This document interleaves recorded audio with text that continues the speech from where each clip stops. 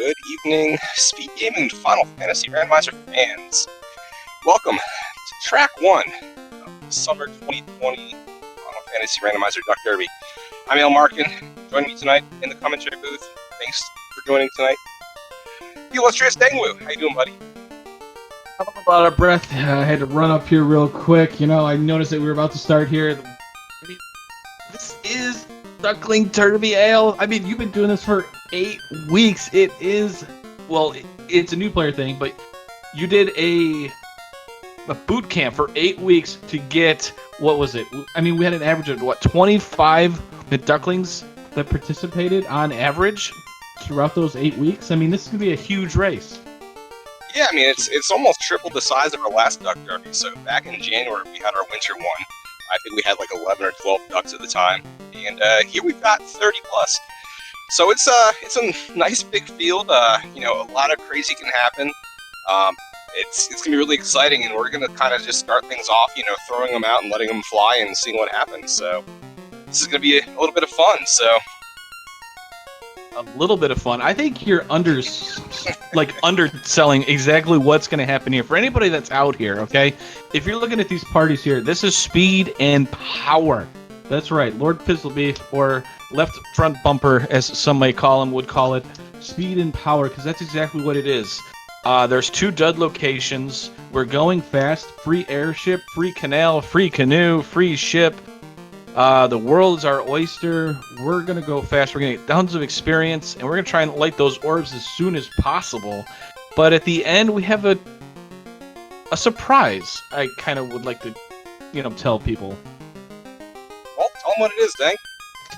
Alternate final boss for anybody out there. That means not only could we possibly get one of our robot chickens, but we could get 2 of them, and they come with evil men. Who's excited? I am.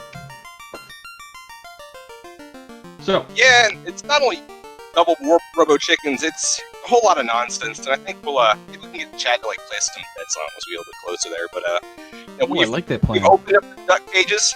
Ducks should be starting to run here in just a second, and I think we're in for a good race. I think our ducks, a lot of them have been practicing. I know that Static Pulse and Demon RHK, I know they've been doing a lot of practices. And I know they're pretty much sure they know what's going to be happening with this all final boss flag. So, looking at everybody's party here, kind of like what you touched on, speed and power, they're all kind of prepping with that, final dungeon dive on, all this AoE magic. They're just really hoping things like Fate and Nuke will... And, McGuelph has been around for a little while in and out. I was looking at his records throughout the 8 weeks, and I think he's participated at least 6 of the 8, I believe. Rubes came in, the last half of the boot camp, and put up a 1 hour 30 time, which is kind of crazy as your first time. This is a seed that I should be commentating. Cake level 1, quack quack, cake. Yes. I'm calling it now. Level 1 cake means we have the fun dead. All fucking boss. And after we see the item, chain armor, very good early equipment, basically equivalent by your fighter and red mages. So Static on your top left is going to feel pretty happy about that, because 3 of his characters got 18 absorb right off the get-go, and a 10 for 56 gold. Awesome. And to touch on what El was talking about is alternate final bosses. We talked about the Warmech and Friends, which is it's 2 Warmechs and 6 Evil Men. We have a Fun Dead pack, which is 2 Liches and 4 Phantoms. We've got the Hide and Seek, the Chaos, or the Peekaboo Chaos, if you want to call it, where Chaos is in a garland costume and is hidden among 8 other garlands. And then we've got the Double Dragons, the Tiamat and Carrie got it together. And Key Start actually is very exciting. Yep, and the thing with Short Toe for 2 is you don't really need the key to finish, but it'll at least let our runners get into, I believe it's the Canaria Lock location, as one of our possible incentive locations tonight. With the particular flags they're running, they are set up to have 2 dud locations. So out of either all their quest NPCs or fetch quests or actual incentivized locations. Two of them won't have progression for them. So we're looking to see what we've got in Canaria here. Is Static Pulse and Demon RHK both up there. Looks like we've got a Ruby, so that'd be nice to get over there, talk to the Titan, maybe talk to Sardo. Not that we need this, since we know we do have the airship already. So speaking of which, so I was going to mention something, because we see Guelph has gone all the way to Cardia Islands, and I like the play because early, generally, you know, money, you search for items and stuff like that, but I think it actually kind of hurt him in this situation, just because everybody's done the key checks now, and it's kind of like off-center, because now we've got the Ruby, we've got a bunch of now even more incentives that we can do. It's not really a waste, but it just seems a little more counterintuitive to your routing of sorts, just based on how the seed's going. yeah, I think if you happen to find something up there, like, you know, a giant chest of money, or maybe some like really amazing gear that can pay off. But between the 3 islands, there's only so many boxes, and I think it kind of just shot him in the foot, like you're saying, is just because it, you know, with the king handing over the key like he does, that's all the boxes you're going to want right there with these particular flags, because we know our progression is going to come from either NPCs or from the incentive locations tonight. We know that there's not going to be any loose. So it's one of those things where it's like you're hoping for money or you're hoping for good gear, but as soon as you see that key, it's like, I could have just gone and checked some key locker. So. Speaking of that, top right-hand side, the Ruby that was in Canaria locked give us the Masa Mune Hello endgame weapon. I don't think our... I mean, you and I, as soon as we find that Masa, probably looks at it and goes, okay, maybe a ribbon, and we're going with a short Topher and alternate Fiend boss. You know, I mean, we don't have to check a whole lot of stuff. Yeah, exactly. It's, you know, one of the things with the Duckling Derby, it's, you know, it's helping new players kind of develop that comfort zone and then push beyond it. So with these particular flags, you know, it's kind of a mashup. I have to go back and double check my exact notes. But I believe it was like a mashup of like weeks 1 and 5, where it's, you know, each week of the boot camp was designed to teach something particular. So one of the weeks was really designed to kind of push it there and say, hey, you know, let's go with like the least amount possible. And in the spoiler chat for that particular week, everyone's kind of talking about what their least, you know, possible was, or what their, you know, their win conditions were essentially. Ooh, those are one of our duds at the Sages only handed over $300 to Static over there. The old men were too busy crocheting and hanging out with the Crescent Lake party planners after their massive co-op tournament win last year. They're just sitting there playing bingo in the park. They spent all their money from the winnings. Right, yeah, so they did, and they didn't really win a lot either. So, I mean, right now, as you can see here, for everybody that's watching, it is a massive, I mean, this flag set, because of how it's such a routing and execution, I guess if you want to call it, like, centered, because like every decision you make, every like second that you're debating on where you want to go, costs you in this, because everybody's in the same situation of, we get to go fast, we have high experience, we have these clear spells, we got a Moss incentive. I mean, you know, you spend an extra 20 seconds on, let's say, a bad fight or something like that could cost you. Yeah, exactly. Then the other side of it too is, you know, it's taken parties that you think you're comfortable with. So something I've been wanting to kind of highlight really for the past couple of minutes since we've been talking during intro. So 3 of the runners kind of taken like that fighter, some number of red, some number of black mage party. The only one that really stands out, and I gotta say I really love it, is Rubes' party. So he's doing that black belt rainbow. So with the random trap tiles or spike tiles that we have on, with, you know, the east side encounters that are all kind of shuffled up and they're all just goodness everywhere. It's like a really big gamble, but I think when you're in a field of 30 plus people, those are the kind of gambles that you got to make in order to try and guarantee your win. And I really like it. Like, he's going just straight offense.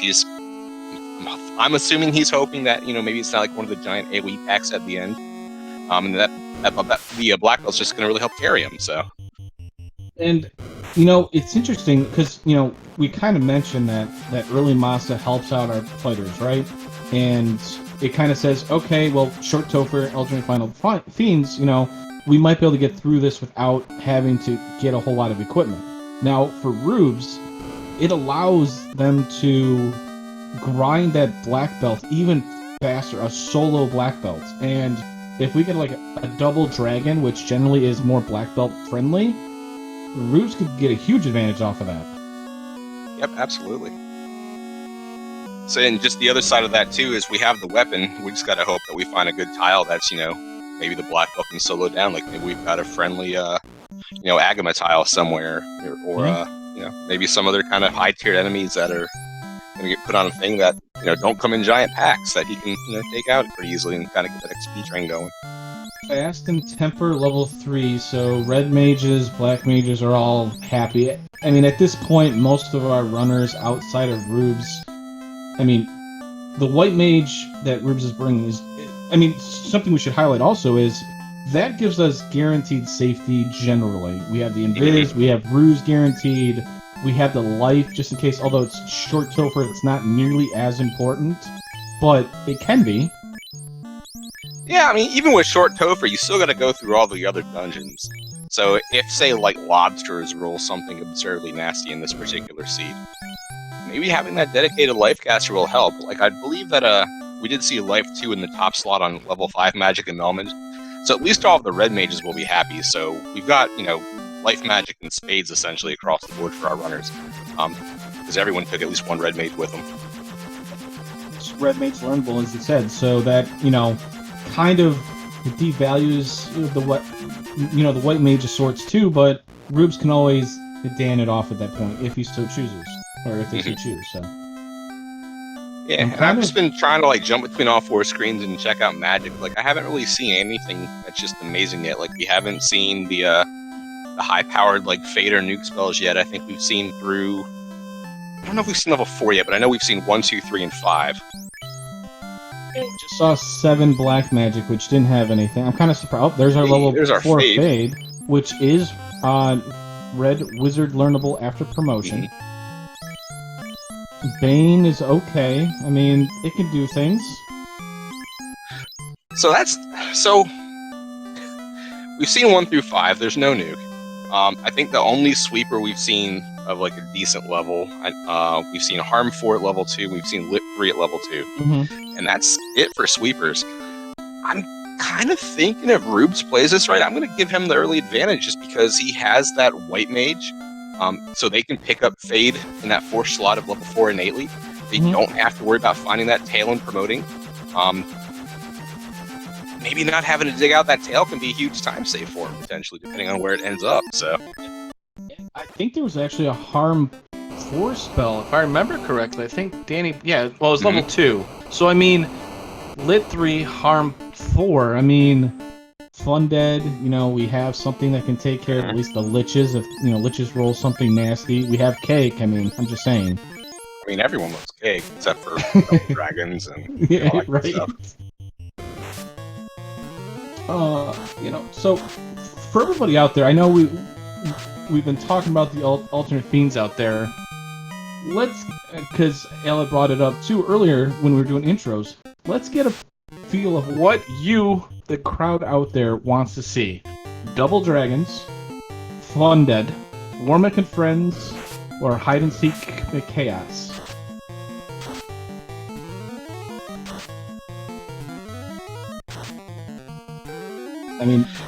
For me, I always like the Fundead because I think it challenges a lot of kind of your decision making a bit more on my end, but they can also be very brutal and very RNG reliant. If you're expecting anything from Chad other than Warmech, I don't think you know Chad very well, dang. Well,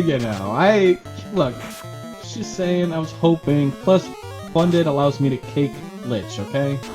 And top right looks like Demon's already grinding some Tyros, which is a good source of experience. And, Rubes is already my favorite here. Caking Zombles. Uh-oh. Yeah! George is down to 1. Oh, no. Oh, he missed! Oh! Oh, no! Do it, George! No! He's still alive! I can't! This is too much excitement for 11 minutes in! GG Rubes wins! GG Rubes wins, right? Oh, that was great. Oh, he got out! He did it! Oh, wow. Oh, that was exciting. Goodness. I mean, it's not the character he probably wanted all that EXP on, but I'm sure he's glad he got it and he's got out with it, and that just means more spell charges for him. So, so let's see here. We've got 3 of our runners, well, really all 4 of our runners, kind of doing the same thing right now. They're sitting here, they are going through, and they're all kind of checking spike tiles. So we found Static Pulse over in Volcano, checking the Grey Worm tile, found that Fighter Mage back, really good group EXP. We had both Demon RHK and Guelph over there in Northwest Castle. They found that Pyro. So they're sitting there making Pyro or Steak and Wings, I guess, at this point, since now the Wyverns are showing up. So we're getting some, lunch over there. And then Rubes just did that amazing run out of Earth Cave from the Zombo Troll Pack, so. Yeah, and so as you said there in the top left, Static Pulse was grinding on those Mage Fighter tile, right? And you've seen that he had essentially to basically cast Quad X on all of them. Probably means that they're just high enough where maybe Lit 3's not able to penetrate, that MDef reliably. Where Rubes with the White Mage with the Fade probably would have an easier time since it's non-elemental. It's a little higher accuracy.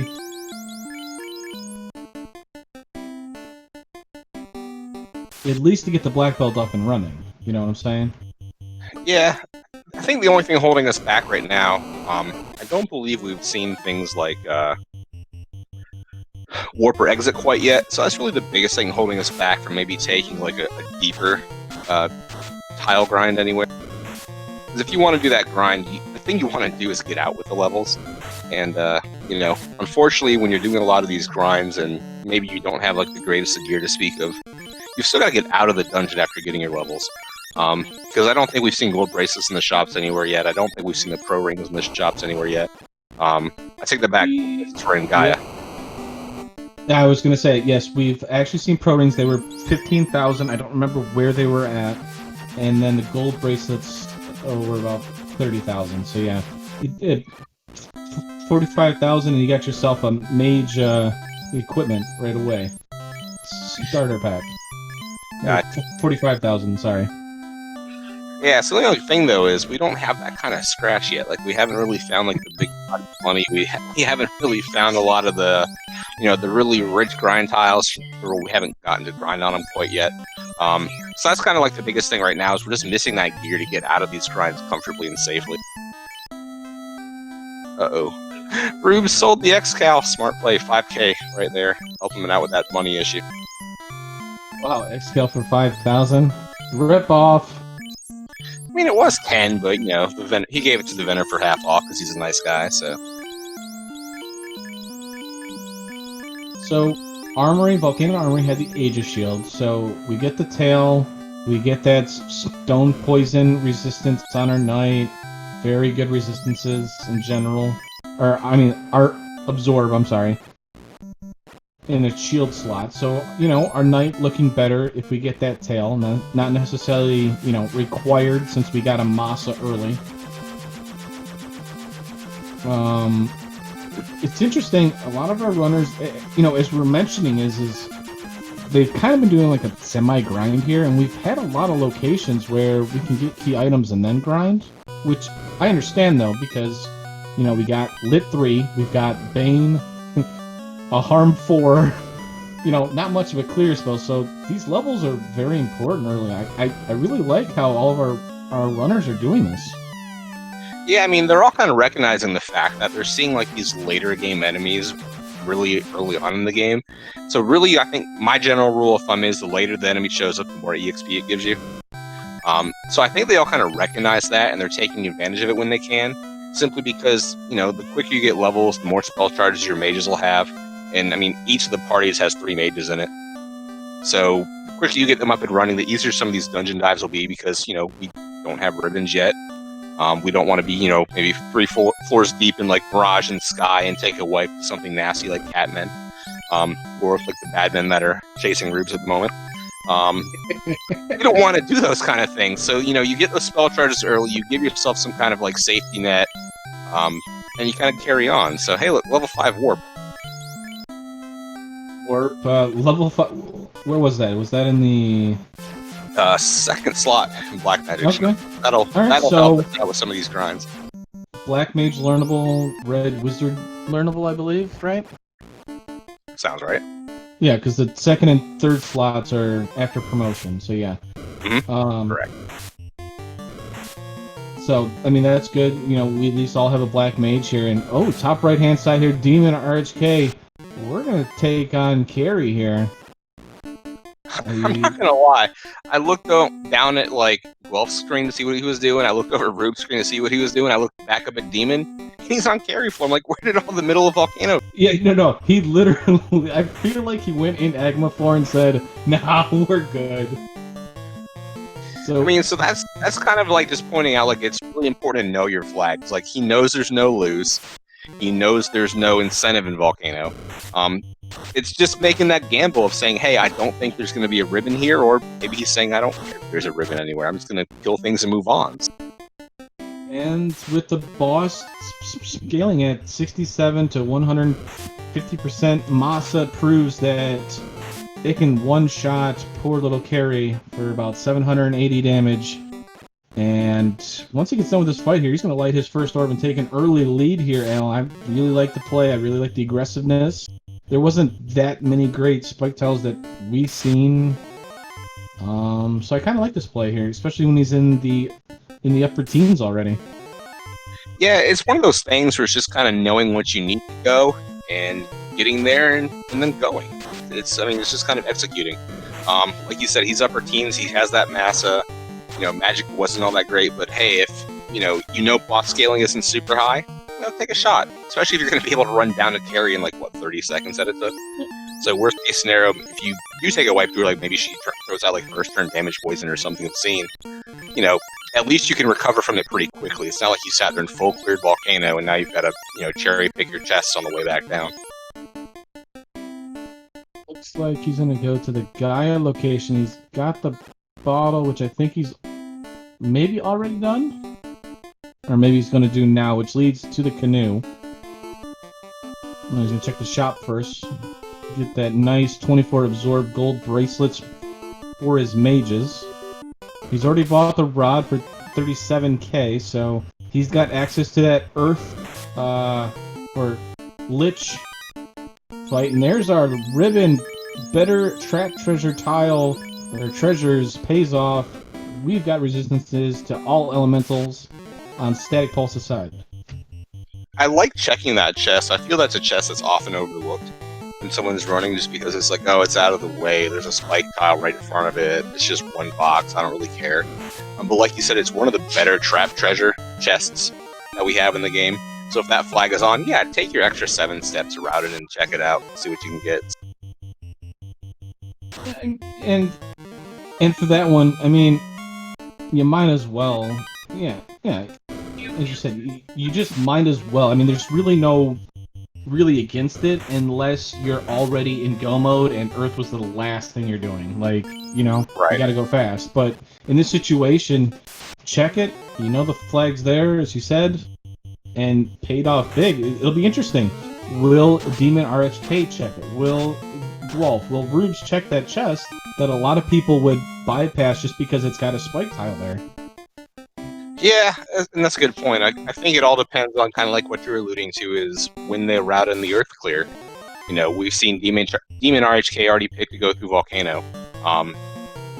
Looks like we're going through our deals, obviously, because we're trying to navigate through this wonderful pillar maze, which is jumble pillar.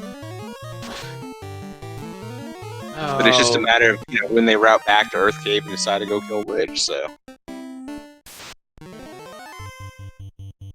So level 12, the Black Mage would learn Warp. Most of our runners, minus Rubes, has that level, so we have access to the Warp. And good thing for Demon RHK, if he's gone to Melman already, he should have at least 2 or 3 charges each to make it easier. Maybe he's forgotten that he picked up Warp or didn't pick up Warp, which is very easy to do. Yeah, especially in these flag sets where, in the back of your mind, like, everyone was kind of talking about it within the race room prior to the start of the race, how, their previous practices have gone and, what kind of times they're posting. So everyone's kind of getting in each other's heads. But those are the kind of things that can come out in the race. Like you might hop into Black Magic level 5 and be like, oh, I don't have enough money. I just want to see what's here. And then you see, oh, Warp, I got to come back for this later. And then you leave, you get your money, and you're like, oh, I'm good. I can just go, and you never go back for that Warp spell. So it's just one of those things where it's like in your head, you've got to go fast, but at the same time, you've got to sit there and be like, at least a little bit aware of where spells landed. Be aware of your routing and make sure that when you do visit certain towns, you can buy whatever's there if something happens to land there. And you blink and you miss it. Al, did you see on the left-hand side? We saw 2 different fiends there. Bottom left, Guelph lights the fire orb, defeats Carrie just as quickly as Demon RHK, and Static Paul says, that was a nice shot you did, Demon. I upped you with a 1,000 shot on Lich, so poor Lich there is getting bullied. Ooh, and Slab gives us the tail, so that's pretty nice. Not very required at this point, since we haven't really found anything that was like locked to any of our people. Yeah, I think the only thing we saw was the Aegis Shield, like you mentioned earlier. But I mean, if you don't have it, it's not the end of the world. But that was the Bicky quest change. That was Bicky who gave us the Adamant, and Adamant gave us the Slab. And Frostworms have Lit too, and that's gonna be no fun. So Ordeals is done. And that... What'd that give us? That gave us the... I just seen it, and I'm blanking out. Was that the TNT? Yeah. Yeah, it looks right. So Demon RHK, based on his routing, is going to be able to do all of a Dwarf Cave all at once, which is great routing. Yeah, and I think we can kind of deduce too that based on the Slab turn-in leading to tail, and we've seen Sages give us some cash. Pretty much we're only looking for one more dud location at this point in time. So with these particular flags, because the runners did start off with the airship, these are kind of like modified Chaos or Rampage flags. So it's short Topher, so you have the loot. You don't necessarily need the key to go in and complete short Topher. So what you really need to do is you need to find yourself the Rod to clear Earth. You need to find yourself the Oxyale to clear Sea, and then you need to find the Chime and the Cube to clear your Sky. So we've got TNT to Cube for Demon, so he showed us that here as he's turning that TNT to poor little buddy down here in the Dwarf Cave. So with these flags, because you do start with that airship, those are the 4 big things you need just to complete the seed.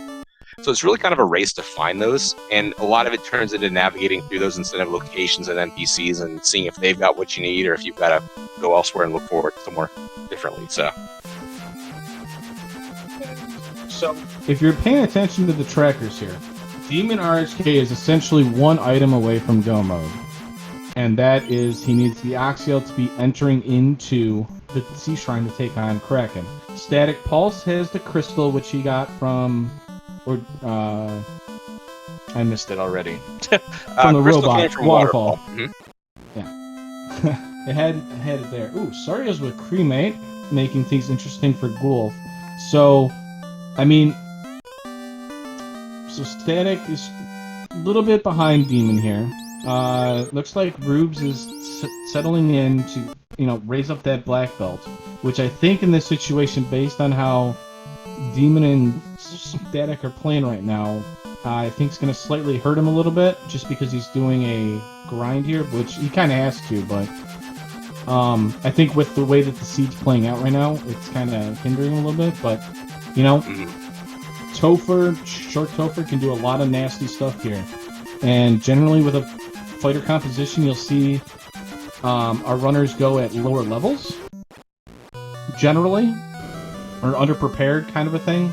And I think, there's the crystal dud, so Ice Cave? Ice Cave is going to have our Oxyale, it looks like.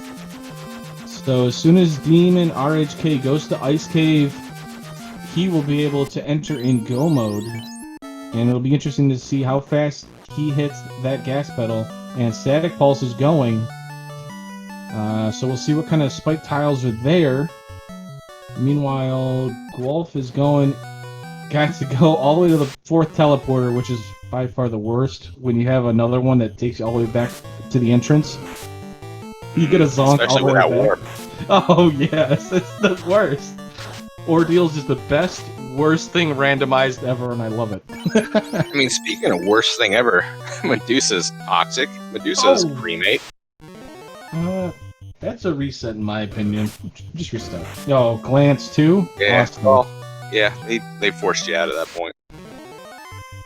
So I think Static has pretty much determined that, Ice Cave and Ordeals are, the last two places they need to go, because they've already seen the sages give out their bingo money earlier. Then, he found I lost my crystal, here's a reward for it, turn in at Matoya.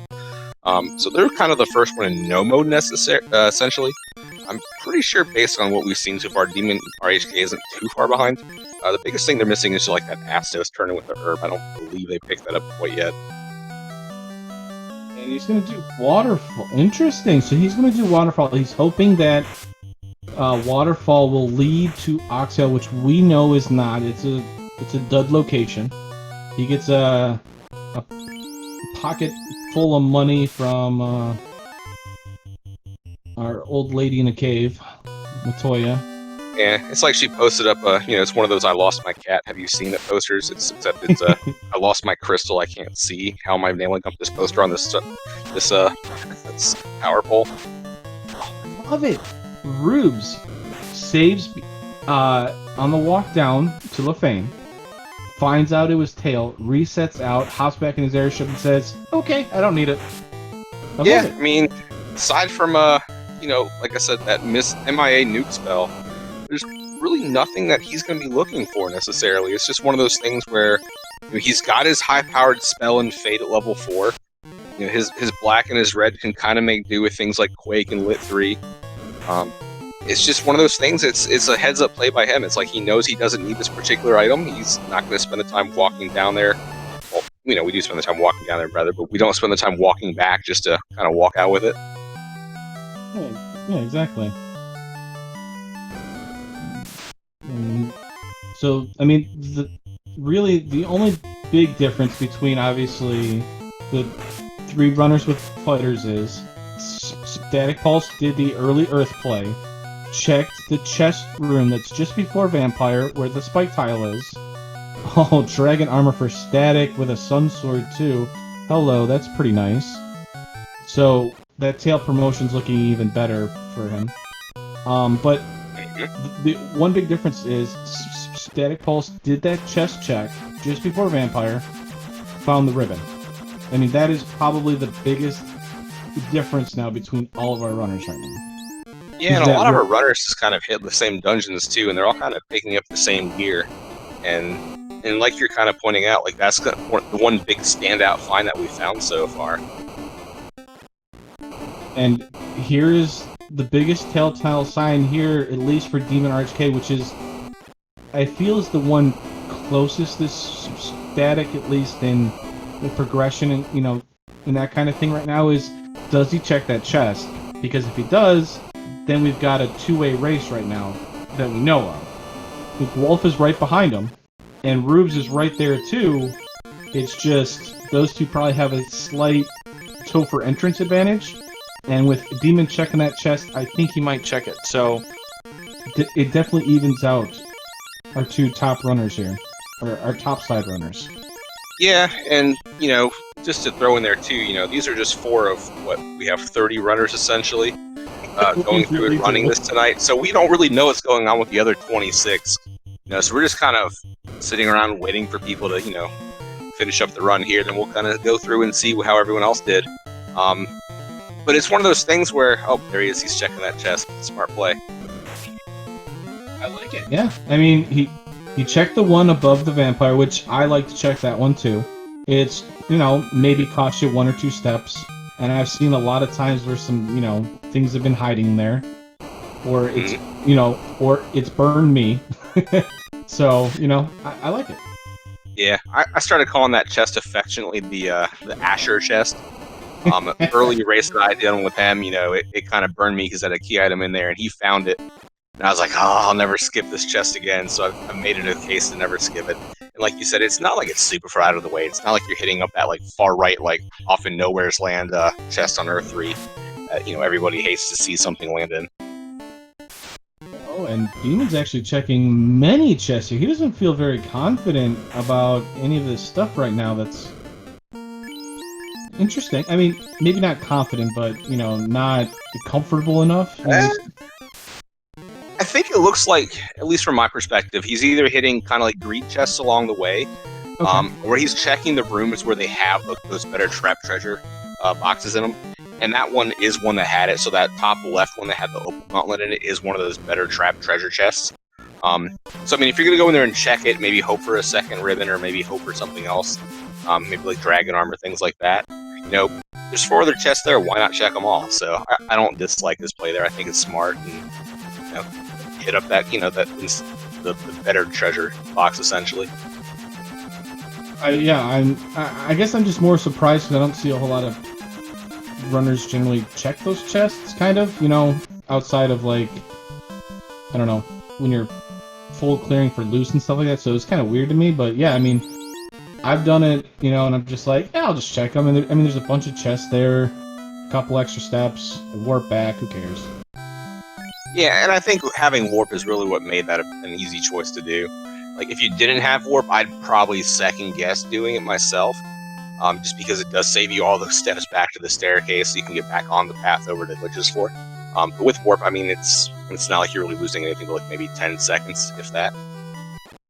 And we blink to miss it, and Static Pulse is already defeated. Carry, he's already marching down the seafloor to take on Kraken here. So he's going for his 3rd orb lit. Demon's trying to light his 2nd orb. Wolf trying to light his 2nd orb too. He bypassed the ribbon. Yeah, I was gonna say, I don't think Wolf went and stopped in that room for the ribbon, which, I mean, he doesn't know the ribbon's there, but we do, unfortunately. Now, I'm only saying this because I'm saying this in the most joking way possible. I'm a little disheartened the fact that none of our runners have casted Cake on Lich. I mean, you gotta respect Lich, but come on, you gotta give Lich the cake, I'm telling you. And Demon lights his 2nd orb. Where's he going? He's gonna turn in the crystal on his way to the floating castle? Yeah, he's hoping he can route out Ice Cave, but unfortunately, bad news. You're gonna have to go down to Ice Cave. I kinda like the routing. It's on the way. It's not bad. Plus, now he can either choose to go to Ice Cave, like what you said, and then, yeah. Yeah, because from there he can do Ice Cave, he can sail, basically do north or south and hit up Mirage, then he can go east or west and hit up Sea Shrine. I like the routing play, though. It's one of those things where it says, hey, I'm not going to make an extra step turning this particular fetch item because it doesn't help me right now as I'm clearing Earth. But after I leave Earth, I'm going to decide where I'm going to go. So I like the routing decision from Demon there. It's very, I think, heads-up routing. It's almost like a, I don't want to say veteran because, you know, we're in the first week of the Derby. But it's a very experienced play. It's one of those things where it's, you're not going to make like an unnecessary routing decision, you know, while you're in the air when, you know, those precious seconds can cost you.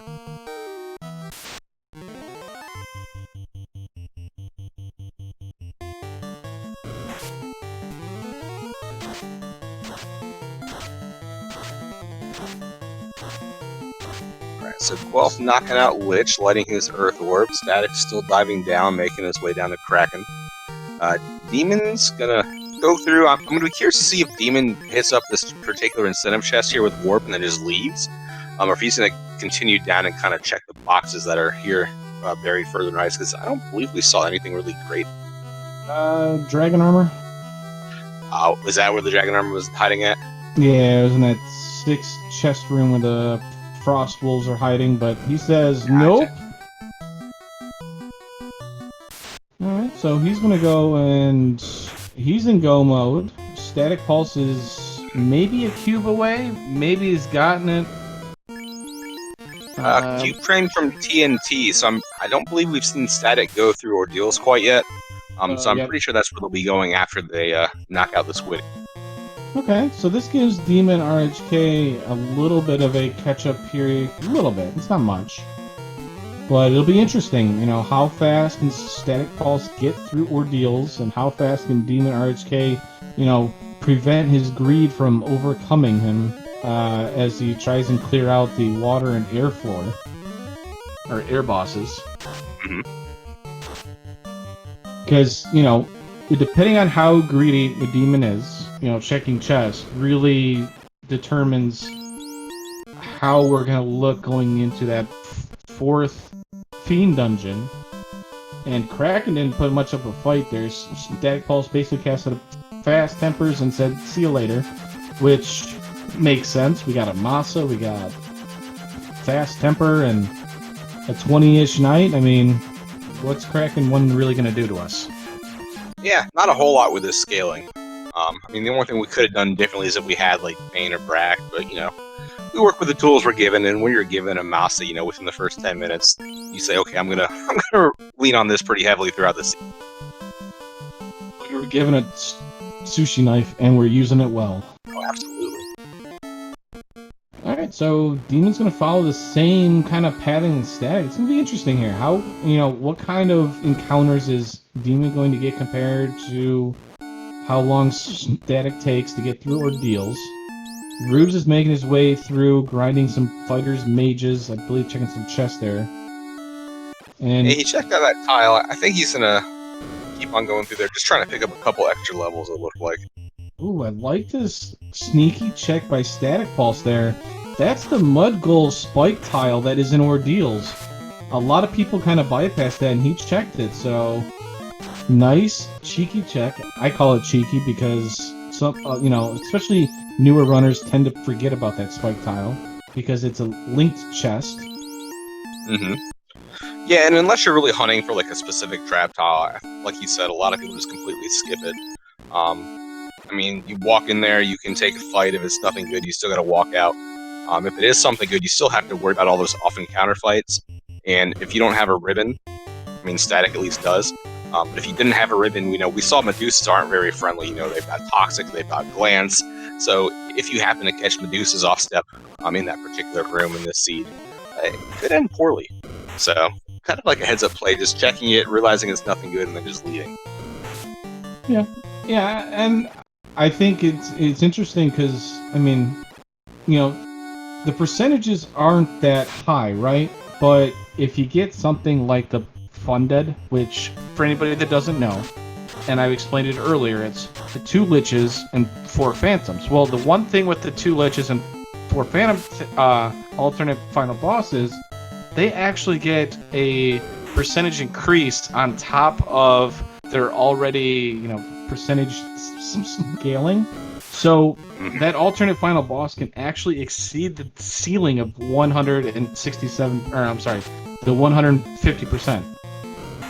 Yeah, and that's going to be something really kind of to worry about because, Phantoms can hit pretty hard, even in the vanilla game.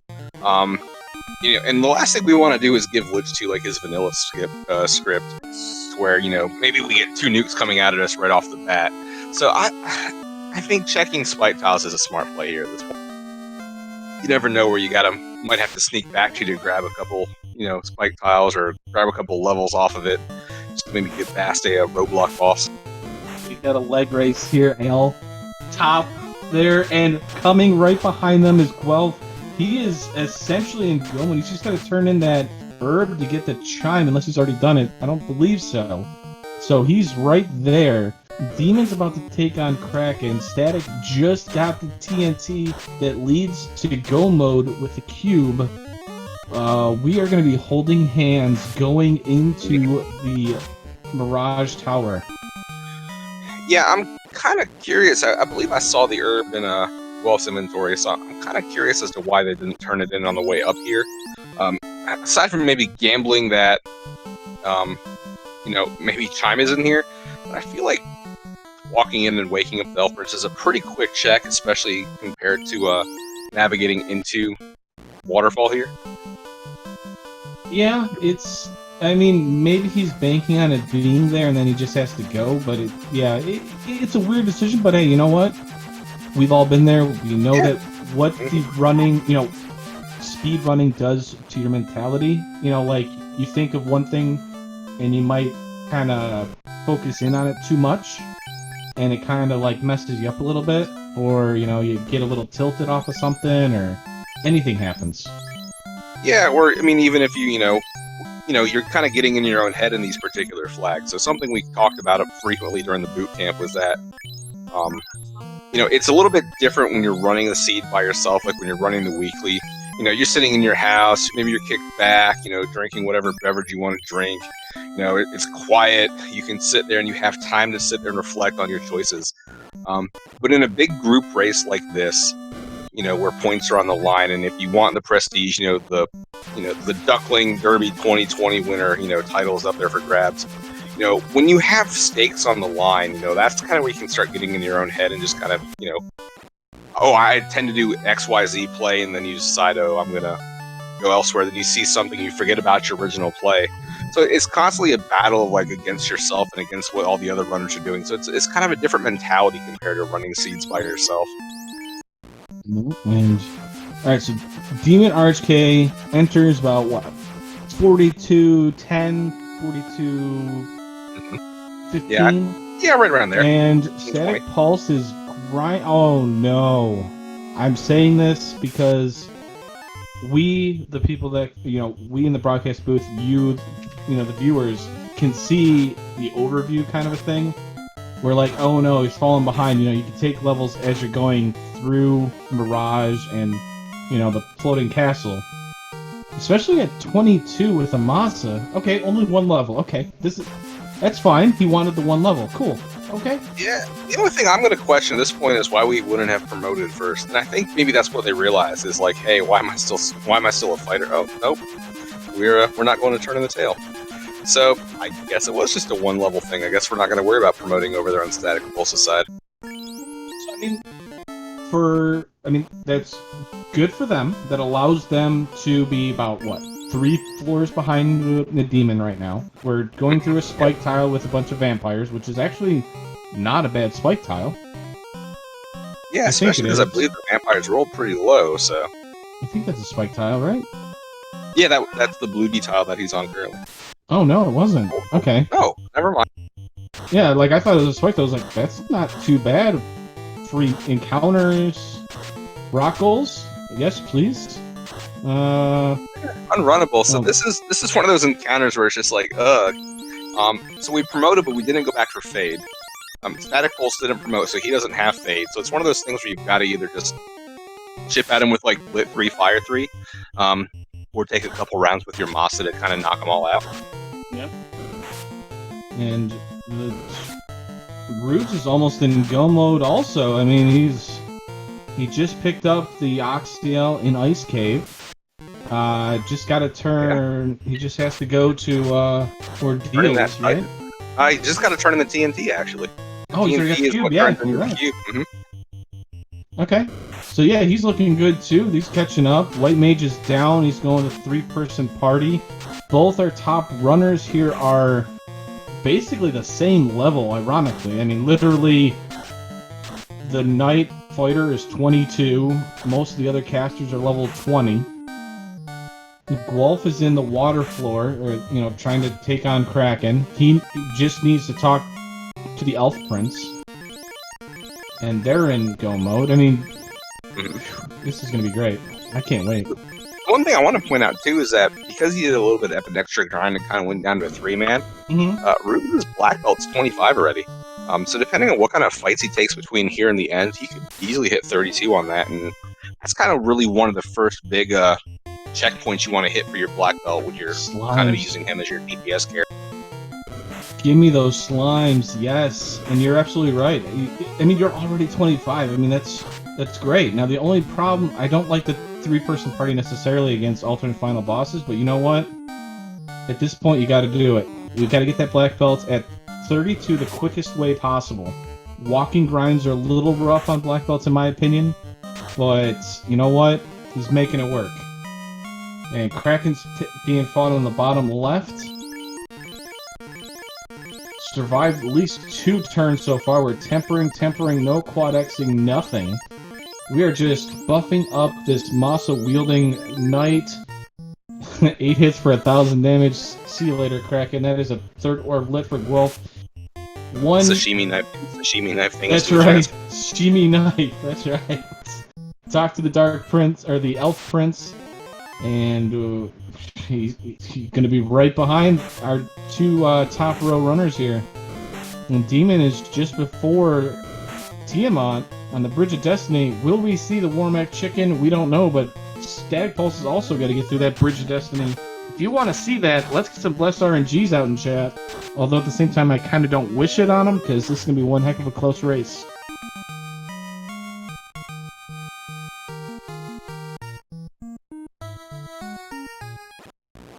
Yeah, so we got Tia 2 happening. He made it through the Bridge of Destiny without any kind of robo chickens. Let's see if we can bless RG Static Pulse. Ooh, 8 hits, 310 by that Masa. Tiamat bringing the armor. Cannot penetrate that armor even with a crit. I mean, it did, but you know what I'm saying? Like, it wasn't like as big of a hit as you kind of would expect. Well, now we did. 8 hits for 941. See you later, Tiamat. Nice armor you used to have. 4th orb lit. We are able to go in Temple of Fiends short Topher. What does that mean? Well, we have 4 spike tiles, 2 on each side. Each for the Fiend refights. Then we get to talk to Chaos. Well, what we thought was Chaos, but it turns out is an alternate Fiend.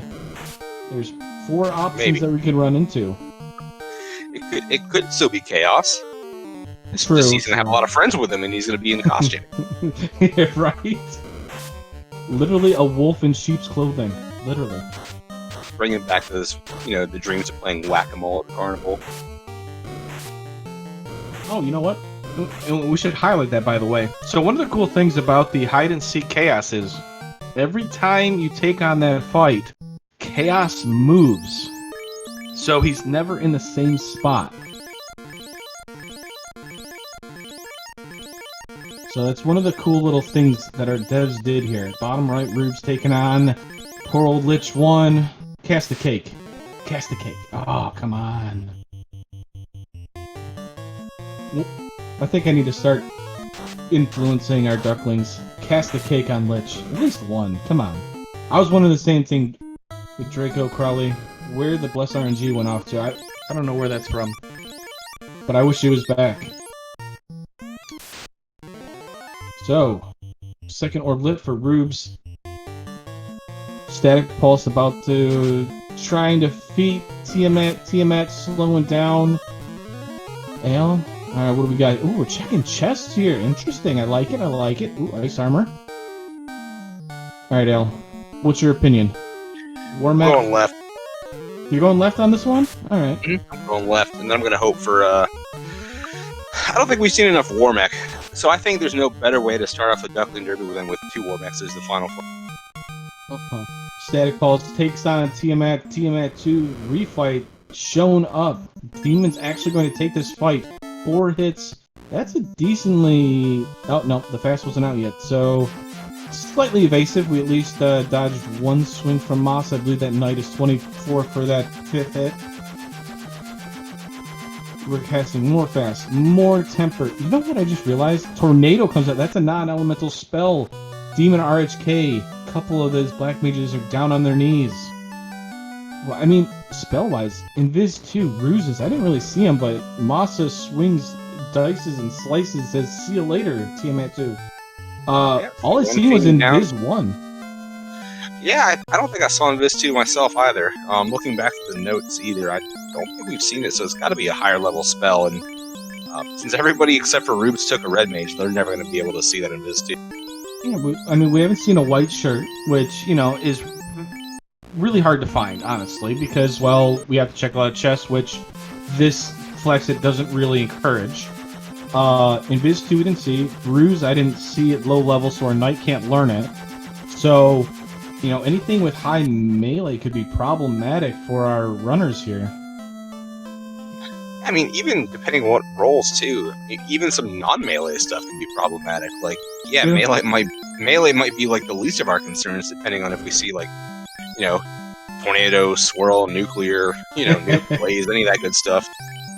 Oh, Demon slices. Kraken 2 is down. So, the only thing we've seen so far is a tornado out of Tia 2. Up, Invis Rescue was in level 3. Okay, I'm sorry. Maybe I should look at... Yep, it was. Slot 3, so that was... Red Mage learnable. Oh, it's the fun dead.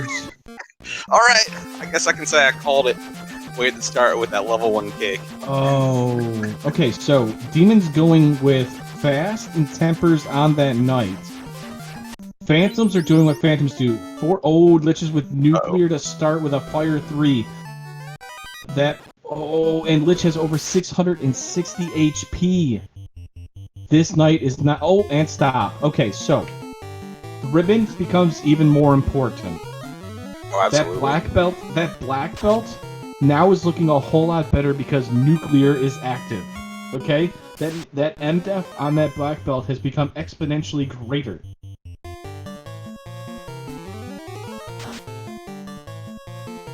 Be curious to see if we change up our strats here too going in. So Static Pulse I believe he went right side here.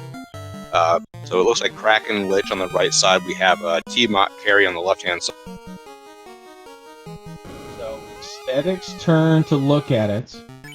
Changes. Okay, we're putting the Black Mage as a sacrificial here. Taking those shots. This is the meat shield. We're going harm 4, harm 4. The Phantoms don't actually get hit by harm 4, so I don't really like the play. Because I think they actually do in this particular flag set, because they're counted as undead. Oh, do they? Well, I guess we'll find out right here. I guess they do. I'm just kidding. Hey, there's damage. Okay, Yeah, so I harm think... 4, great choice. I didn't. For Yeah, some reason I thought absolutely. they didn't. But we have Fire 3 at level 5. Kind of strange. Alright, so we're looking pretty good. One Lich is already down. No Nuclears have come out. The Phantoms are destroying our Red Mages. This is going to be a wipe, I think. There's a Nuclear. Oh. Right-hand side. Demon RHK's second attempt. Knight is still in the top slot. I kind of like this play because we're going to rely on our mages. We have to rely on our mages here. Yeah, absolutely. Like your fighter can live, but not through super punchy Phantoms without any kind of ruse or evade. Not through Nuclear Liches. Yeah, your mages are going to be the ones that carry this final fight. Exactly, yeah. You need something to take shots. Oh, the back rowing. Stop. Okay, so we still have 2 mages left on Demon RHKs. He's trying to get through this. Knight, big swing there. Lich is almost down, but Fire 3 is... Oh no, the Warp Cast! That is a costly mistake. Going to force him to reset. Oh no. He tried to cast Warp to send him to another dimension. Unfortunately, it doesn't work that way. Yeah, I'm kind of surprised that a lot of our runners, well, I don't think any of our runners, I should say, have tried out those cake strats you're so fond of, Dang. I mean, it's not our magic isn't that bad. I don't know. It's an interesting call here at this point. I mean, I would cast at least one cake out because Lich has over 700 HP. And harm 4 still, yeah, so even these Phantoms have almost over 600 HP themselves also, so... Yeah, I think at this point, if I'm like on my 3rd or 4th attempt, I'd be willing to maybe spend one attempt throwing out some cake just to see what happens. Worst case scenario, it doesn't hit anybody. Best case scenario, if it hits more than 1 or more than 0, I should say, hey, you're doing good. Static Pulse, decent there, decent attempt. We almost punched through it.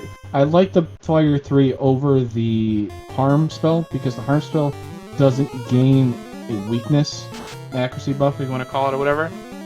So, I guess over Lich it doesn't either, so... I don't know. Yeah, I mean, it's a hard call. It's, that's what I was kind of saying, is I'd probably consider throwing out some cake with the Black Mages, and then, we should have Fade with, the Red Mages if we went back and picked it up at level 4. But even outside of that, Harm 4 should do some work. So like you said, it's kind of like a coin toss at this point. Although, as you said, though, Fade is the best option. I mean, out of all the spells we got, we might as well be casting the non-elemental second highest damaging spell. I mean, obviously, ice is really strong when it's up against a weakness, monster. Uh-oh. Oh no! My 1 HP got demon! Oh no! Stun into a nuclear. Oh, wow. And Rubes is... And look at this. Guelph hanging out and Topher also is caught up. So, Guelph is in this. Oh my goodness. And he's gone right-hand side too, which is cracking into Lich. Lich 2 just gave Static Pulse, I think, crit every single nuclear there. Just destroying Static Pulse's party here as he's trying to make his way down to Chaos. Three-way battle here. Whew. So now we gotta heal up on Static Pulse's side. 6 Liches and 12 Phantoms on our screen in just a second, it feels. I'm sorry? I was just saying, in just about a minute between our 3 runners, we're gonna have 6 Liches and 12 Phantoms on our screen, most likely. I'm terrified. Please no. Please no. I mean, you're absolutely right, though. Demon are... Oh, there it is! He did the cake thing! And it worked! That's right! Look! Demon! Let's go! The Demon's already my favorite already. Let's go, Demon! Come on! Alright. I mean, Static. saved him a lot of time. I mean, the Lich 2 that he was fighting... Static is casting cake. Unfortunately, he didn't get the turn order. Harm 4 comes out. Ooh, that's a nice crit. Couple crits. Good crits. Fire 3 is going to kill that black... Ooh, the black mage survives. Oh, the Phantom back rows. Yeah, the Phantom fixed that.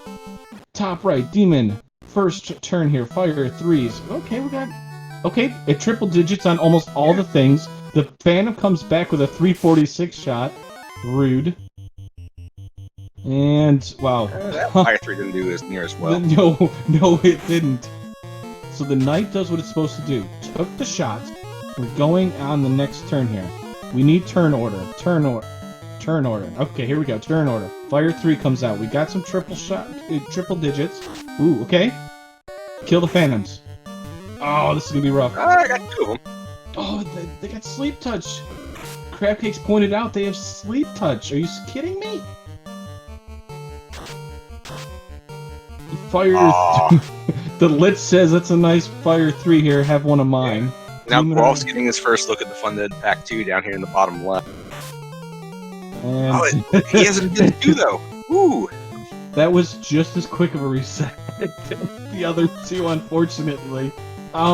So I think if it's you or I, as you said, we probably would have tried Cake. We probably would have gone back to Elflin to look her Fade, because it's probably going to be a better option than Fire 3 or Harm 4. I think in general it's going to do a better job. Yep.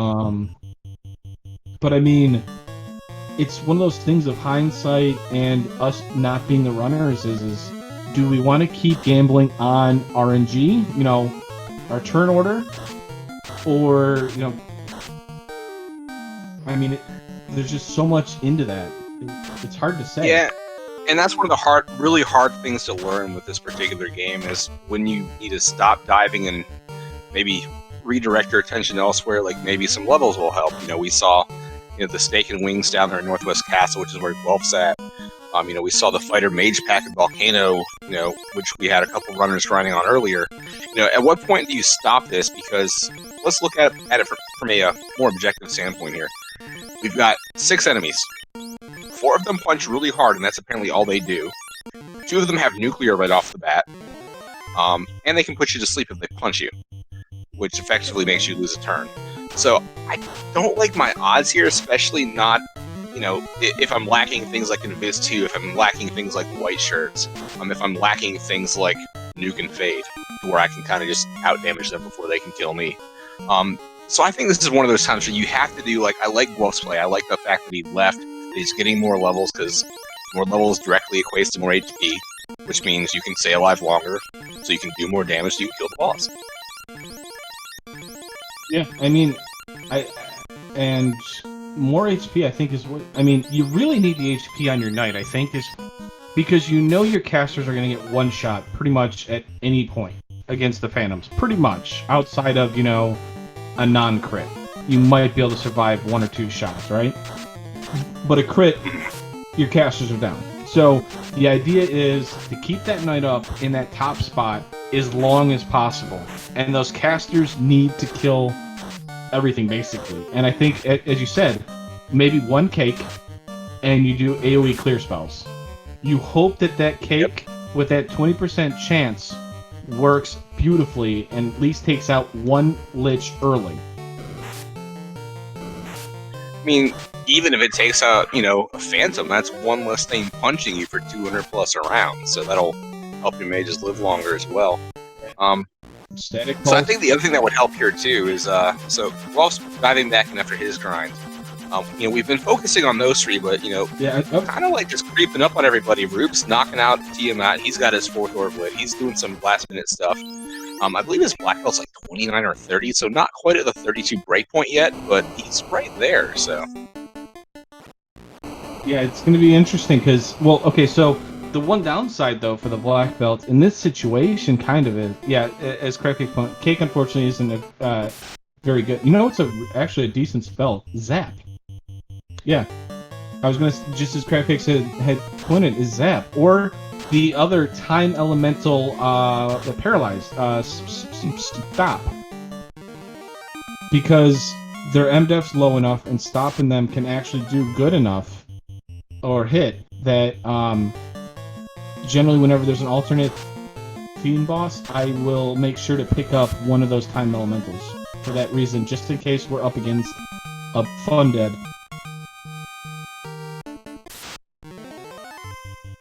yeah, and you've got to be kind of aware of those kind of things when you're going through the sea, and you haven't seen like the nuke that a lot of people rely on. Like when you've got a party of essentially 3 black magic casters, you really want to see nuke. But you've got to have something to back up on if you don't see that early. Like, yeah, at this point, it's probably buried level 7, level 8 somewhere. We're all over level 25 at this point, so you could always backtrack and pick it if you wanted to, but, that's a lot of routing and flying and walking just to pick up one spell that, you might have other alternatives that, you can make do without, or with instead, so. You said it earlier, Al. Bottom right-hand side, Rube's slowly making his way into Topher here, catching up ever so sneakily. Let's see how this goes, because he's got the fade. He's got that white mage. Unfortunately, he doesn't have that meat shield type character that the other runners have. But it'll be interesting how Rube's, challenges the tackle, or challenges the fun dead here. What But one thing Rube does have, and none of the other 3 on-screen runners have used yet? He's got Invis too. Yes. Ooh. Interesting. Guelph has put the knight in the bottom row, sacrificing his casters. And he's just tempering and fasting up. Interesting. I mean, yeah, if you can knock out each of those phantoms in one turn, you just gotta hope those nuclears from the witches don't high roll. Yeah, because we're starting to... Okay, Invis 2. Okay, so yeah, we're going to rely... Phantoms are doing the Phantoms right. thing. Cake and bottom right. Oh, Rubes, you're my hero already. Phantoms doing their work. Stop comes out. We resisted it because we're high level. 1,000 damage on... Okay, 2 Phantoms. We gotta get... Oh, Lich with new! What? Uh-oh. That's coming up next, I believe, on that other Lich. And that's a crit, and Wolf is down. Bottom right, Rubes taking on the Fun Dead for the first time. Cast the Cake. No, Invis 2. Punch 6 hit for 499. That's a good start. Nuclear comes out, ravages Rube's party. There goes the white mage. Yeah, I was gonna say, if he goes out in hopes of Invis 2, at least the red mage still has it. Right? Unfortunately, Fire 3 comes yeah, it's not gonna help. Yeah, that's... Oh no, this Fun Dead party pack. And a mouse cursor, I seen it. Just ravaging Demon in the top right hand here. That mouse cursor OP. 5th Light Warrior strats. He tried to use that,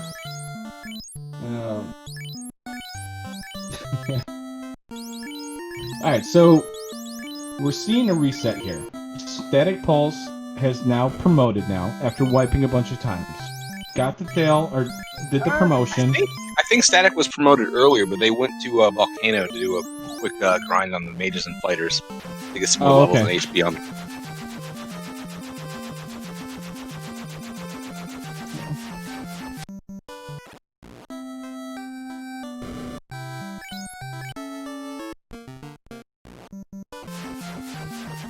My stream went funky for a second there, so...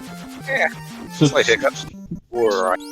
Static has, reset, probably calmed themselves down, obviously. Because it happens, right? Ooh, good turn here by Gwolf. We have Invis 2, that was first turn. Nuclear comes out, that's not good. Ooh, we got a second Invis 2, so none of the Phantoms have really attacked here. We already have 2 stacks of evasion. Phantoms really haven't done much, but our casters are not looking too hot here. So we're going to Cure 3 instead of Invis 2 stacks more. This Knight is... yeah, I mean, it doesn't matter. It's bad turn order. So Gwolf is getting kind of wrecked. No, we're resisting, but Nuclear comes out. Oh, it's a crit and kills the Knight. Oh, no. That's a reset out. It was looking good there because those Phantoms were missing. I think he actually got a couple, at least 3 stacks of Invis too, so that was actually looking pretty good for him. But now we're gonna divert our attention back to top right for Demon RHK. Fire 3 is doing some work up there. 1 Phantom down, 1 Lich down, 4 of his people up still. Right, we're looking pretty good here. Next turn here, what do we got? More Fire at 3. Okay, we're hoping for turn order here. We've got to be getting close. No, stop comes out. That's not good. We only have 1 ribbon. Hits all the casters. The worst possible outcome. The Phantoms, when we're stunned, we don't evade. We take extra damage. Oh, the Nuclear comes out. Triple booms. No. The zoom. Oh no, you are so right. Say that one more time, Al, because that's what happened. Yeah, unfortunately, MDef wasn't enough to evade the stop, and yeah, Mage is also good. Top left, I saw a cake. Static Pulse tried a cake. I think he might have gotten one of the liches with the cake. Bottom right, Rubes wipes out just as quickly as he got in there. Maybe 2 turns. Oh no. Fun Dead is proving once again, like I said, it challenges you, but at the same time it can be heavy RNG reliant and will punish you all the heck if you are under leveled. I mean, the Fun Dead pack just puts the fun in the whole game. I mean, where it is right there. Can't have fun without that Fun Dead pack. Bottom left is we see 3 Kraken 2s on Static Demon and Rubes' side. What do we got? Ooh, he's got Invis 2 on Wolf's thing there because he did the grind like what you said. That's 1 Invis 2 cast. 2 Invis 2 casts. So we're about, what? Third of the way? Half of the way through max evade. Phantoms are missing here. Takes out the Black Mage, that's fine. Oh no. Okay, so what are we gonna do? More. Oh, we're gonna temper. Interesting. So we're going with half evade here. Crit demolishes help. Help didn't get the help it needed. More gets demolished too. Oh no, these Phantoms are not playing nice. So this is one of my fears when I'm running seeds and I'm like going fast. You're kind of getting to the point where, you spent 40 minutes to get into Topher, 45 minutes to get into Topher. Now you're approaching the 20-minute mark trying to kill the buggers that are in here, and it's just like, oh, where are the boxes I should open? Like, where's the white shirt? Where's the defense sword? Where's these magics that I could have gotten that would have helped me? And it's just, you start scratching your head, and you're just like, oh, what is going on with this seed? Like, what key part of it am I missing here? Now, so Static Pulse did Quake, as you had mentioned. Killed one of the liches. I think actually went 3 cakes, which was a little overkill. We got 2 more Fun Dead packs on the right-hand side. 1 Red Mage against 3 Phantoms. Not lucky enough. Nuclear Ravages Demon. Right-hand side, I saw a cake come out also by Rubes. Fade comes out. Look at that, 302, 298, 220. 95. Yeah, low roll on the Phantom. Yeah, we won't talk about that 95. White Yeah. Mage goes down. M-Fly, Marty McFly goes down.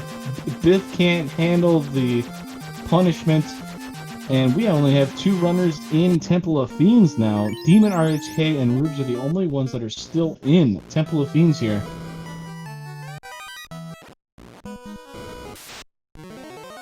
Yeah, I mean, it's one of those things. You have to recognize that you're missing the ribbons aside from, maybe you found the one. Like, I think looking at our unscreened runners, I believe only Static Pulse and Demon RHK picked up the ribbon. I don't think Guelph or Rubes did. So you're taking full elemental damage from everything they throw at you. I don't recall seeing the wall spell anywhere. Not that I think I'd really spend time walling up my characters at this point. This is not going to help you versus like the nuclear and the nuke that the Lich has. So it's definitely one of those things where you have to go full offense. So this is one of those things where, kind of like we talked about a short time ago, the more levels you have directly equates to more HP, which means that you can survive more of their nonsense, so you can hopefully get them down before they wipe you for, the umpteenth time, because that's where, I think I'd be in the same exact boat at this point. Like, I'm just looking at it like, maybe I can pull something out of my hat, maybe something can happen and I'll get RNG, and it's 6 versus 4, and they punch hard. And they have spells that hit hard. And they have spells that don't care about those ribbons. So yeah, I think grinding is the right call here. Or, I like Demon's plan. Going looking for nuke. I was actually going to mention that also. There is nuke. Oh, there's stop also. Yeah, but nuke's only 8 grand at level 8. Like, how often do you see that? No, I completely agree, but I'm going to be honest with you. I think a combination of a nuke and a stop spell would be very beneficial there, just because of the HP on those the Phantoms. Because it's gonna, I guess, I don't know. It's one of those weird things that I guess I would, because we know the Phantoms have 600 HP, right? So we got to get through that MDef. We have 3 AoE casters.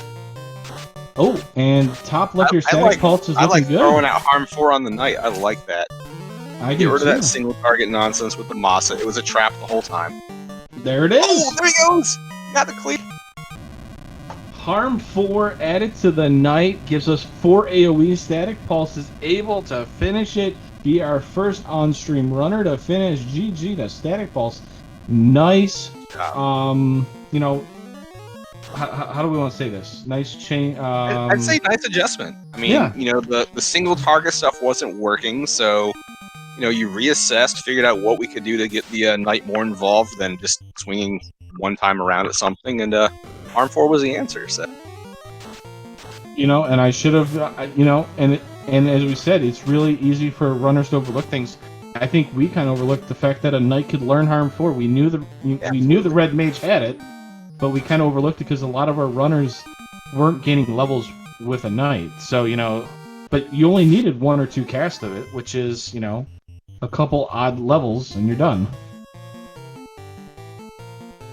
Yeah, I mean, sometimes that's all it takes. I mean, especially if those Harm 4s roll a little higher. I mean, they do have the same damage roll potential as that Fade spell. And, hey, your Knight can learn it. You can't learn Harm 4, so...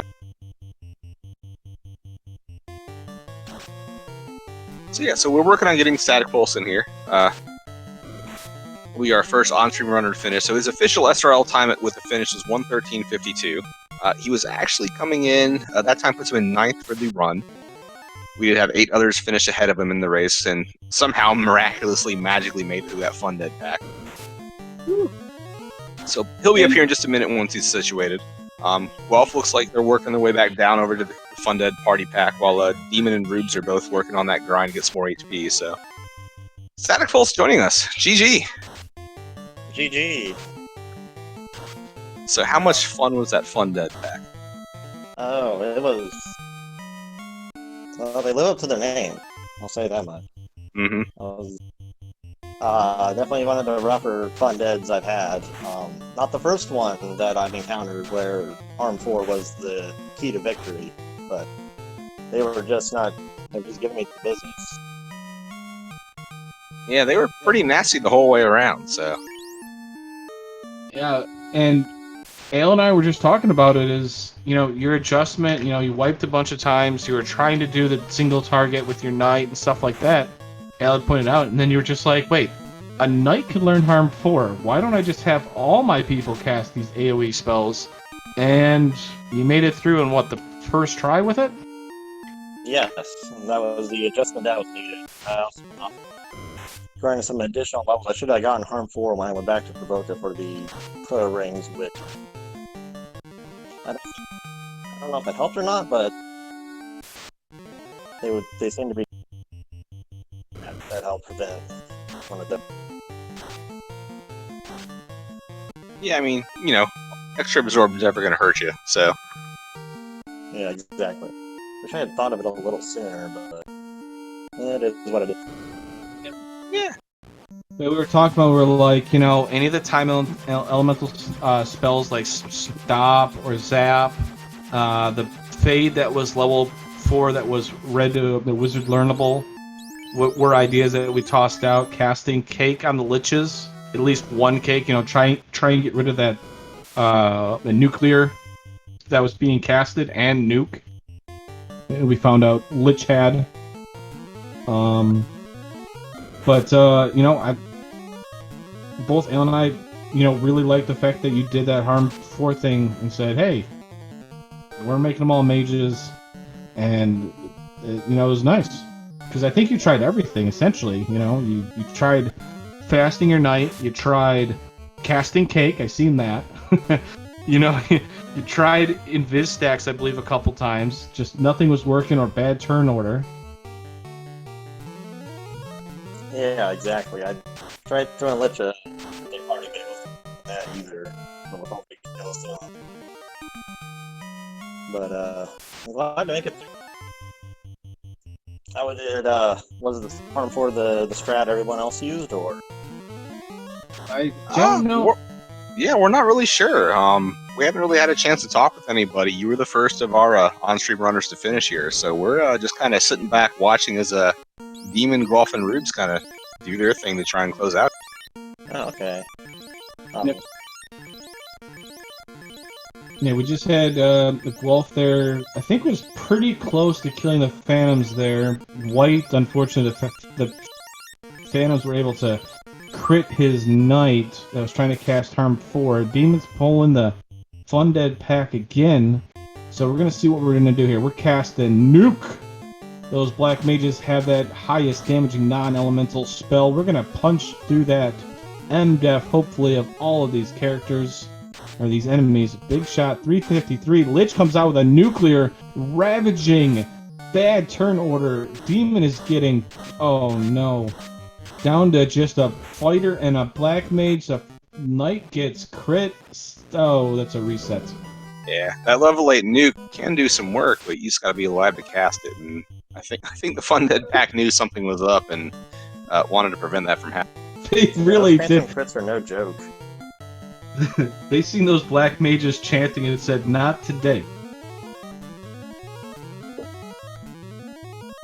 All right. Aside from the Fundead pack, though,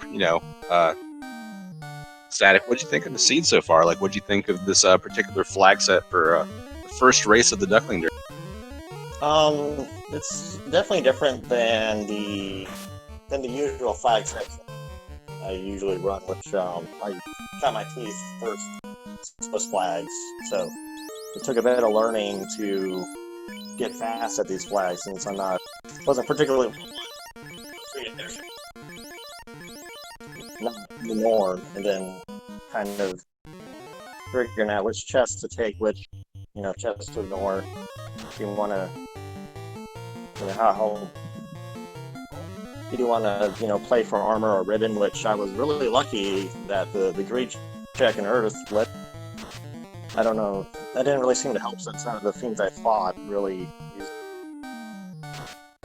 Well, I guess Lich 2 had fire, but I don't know if it was very helpful overall, aside from the extra. Sorry to interrupt you there, but Guelph over here casting all the AoE magic here on the Fundead pack. Every character is just launching AoEs here. Down to 2 Phantoms. 2 liches. Liches are low. There it is. 2 liches down. Third. Oh, we're 1 phantom away. Ah, there GG we to go. Guelph. Good job, GG. Oh, great.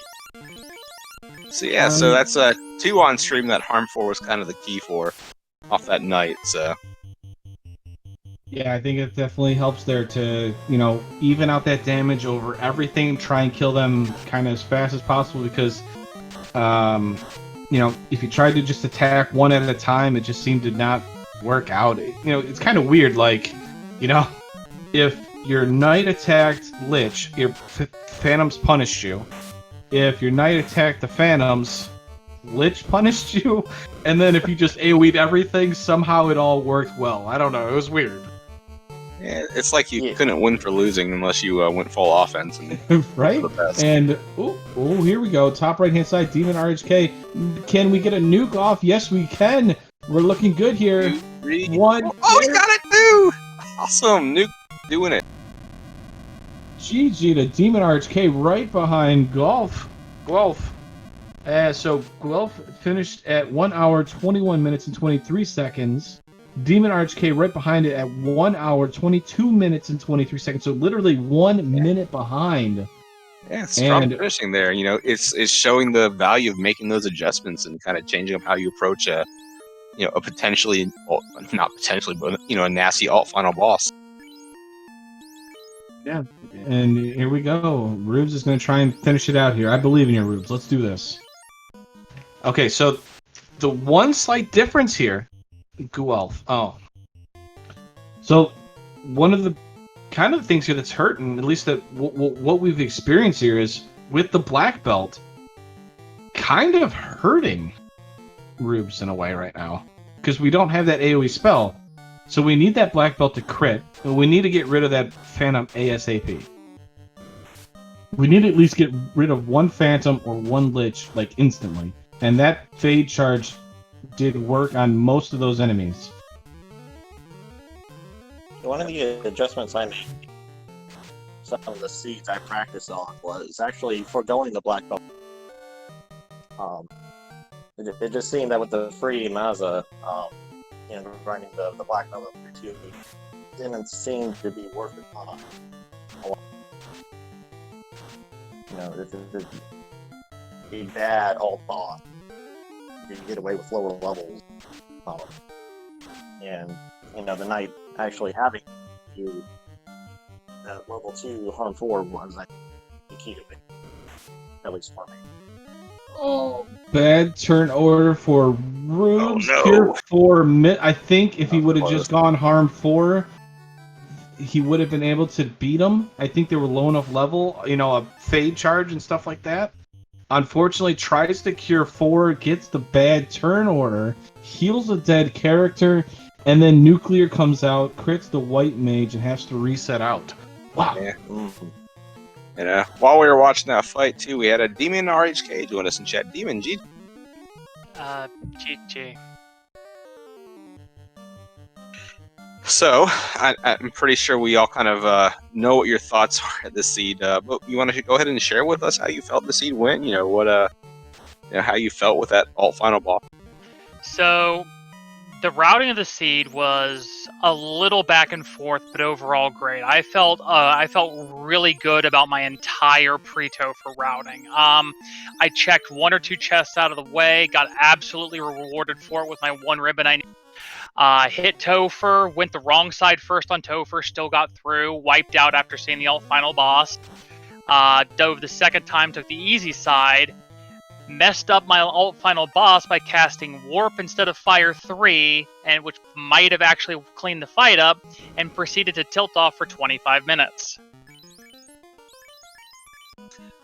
Yeah, this was unfortunately this funded pack rolled pretty punishing. I think we've seen the Phantoms only punch. We've seen the Lich 2s have, I believe it's Fire 3 stop nuke for their spells, and then I believe they've got Nuclear as their opening skill. So depending on how they roll, they can hurt you, and they've got Sleep Touch as well. So they're definitely not a whole lot of fun. And this was just, I think, unfortunately, one of the tougher, combinations of skills and spells that this particular group could have rolled for their scripts. Yeah, I should have. After about the fourth or fifth attempt, I should have noped out earlier, well earlier than I did, rather than just trying to brute force it. But I was getting so close, I just kept, logic fallacy that, okay, next time, I just need that one quicker turn, and I got it. And that one quicker turn never came because it would have almost had been perfect. So finally bit the bullet, went up, found Nuke and Gaia, grabbed it for the 2 Black Mages, ground off an extra 4 levels off more Tyros. But everything pre-Topher went great. I have absolutely no complaints about the seed, and it's just my own silly fault for just beating my head against a wall for as long as I did. Yeah, it feels like watching this from, our perspective, kind of the story of this Topher was all about adjusting. Like, the early Masa was great until you had a punch happy Fundead back. At the end, and no Invis 2, really no white shirts, no defense sort to speak of. So it definitely required some adjustments there at the end, but everybody kind of made them in their own way. So Static and Guelph on the restream here, they both rolled into Harm 4 on their nights. You at least went and found the nuke, and I think that kind of did a lot of work there as well for you at the end. So it was all around a good adjustments. You recognized you needed to change something, and you did it. So. Yeah, not to mention, once I did wipe out a couple of times, Kraken decided he was just going to slot 2 repeatedly for about 3 or 4 attempts. Yeah, that's just Kraken doing Kraken things. Yeah, it was just Kraken doing Kraken things. Overall, it was a good seed. I'm happy with how I played it up until the extreme last moment, but I can't be mad at anybody for myself there. And GG to everybody. It was a very fast, but you had to be very careful, especially once you got to the end. And like you said, making the adjustments is king in there. It's just the whole key of the entire seed. Yeah, so you got Rubus back in here on the Funded pack, so maybe adjusting a little bit. If I run out of fast on the Blackout, maybe hoping that'll be enough to knock down this Listen to and Phantom. But they both decide to open with Nuclear, and that's gonna be a. What?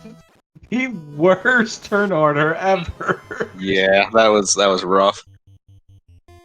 Because our mages don't have HP. The Black Mage, I believe, doesn't get over 400 HP until level 38 or 40. Our White Mage and Red Mage essentially have our biggest, and they barely clear 400 at this point. Barely. And Biff, unfortunately, just gets punched to death by the Phantom, so... Oh, man. I think if we talk to the Duckling Don himself, or the Duckling Derby boss, Greg Puff, I think he would probably say the Fundead is probably one of the worst bosses for a black belt. Yeah, I think it really depends on what they roll. So if I think this would have been a different ending here if Lich 2 hadn't rolled Nuclear and Stop and Nuke in their spell arsenal. I think that would have been a little bit different at that point. But yeah, it's one of those gambles you take early. Sometimes it pays off. If this had been, the Chaos Whack-A-Mole or Hide to Chaos, whatever fight you want to call it, that would have been more beneficial for the Black Belt. It had been Double Dragons, definitely more beneficial. I think the one that's kind of on the edge is the Warmech and Friends, just depending on what Warmech and Friends roll. But it's kind of just the same exact thing here as with the Fundead pack. You've got 6 critters on the screen. They all have a lot of nonsense going on with them, and they can end your run really quickly. So.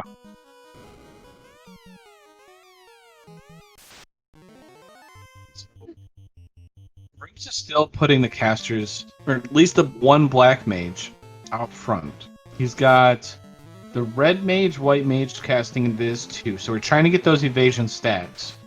I think he's relying on the Black Mage to kind of just soften them up, and then have the casters kind of, or the Red Mage, White Mage finish them off once we get enough invasion stacks. But the problem is Lich says, I don't really care about your evasion because I'm casting Nuclear and Fire 3 to take out your mages.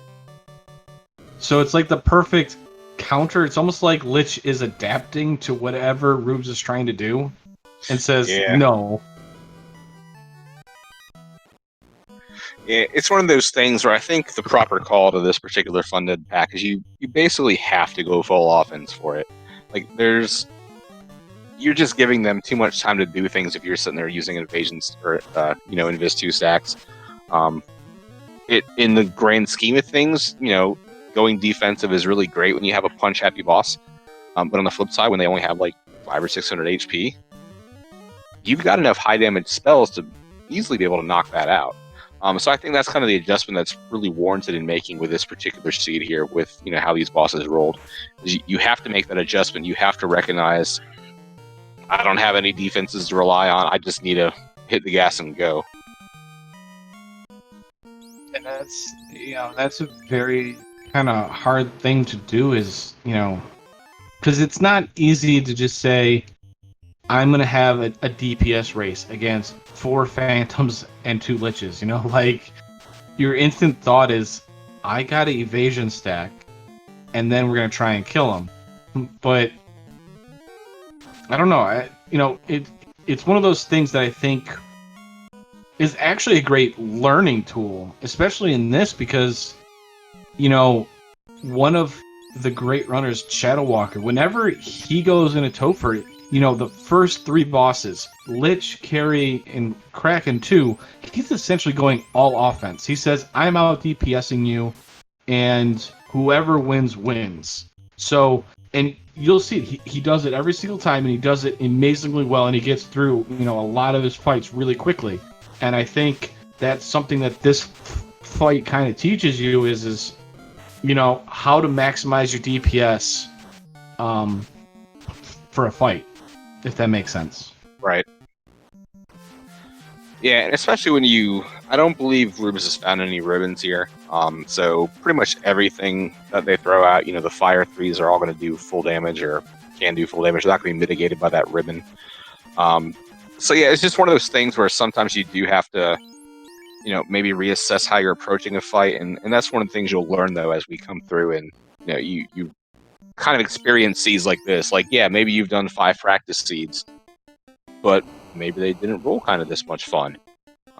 Maybe you got through Funded Pack in one shot, or maybe it wasn't even Funded Pack. Maybe it was, like Garland and Friends and or Chaos and Friends, and it's basically just a Chaos fight. So where you don't have to worry about there being 6 things wailing on you every single time.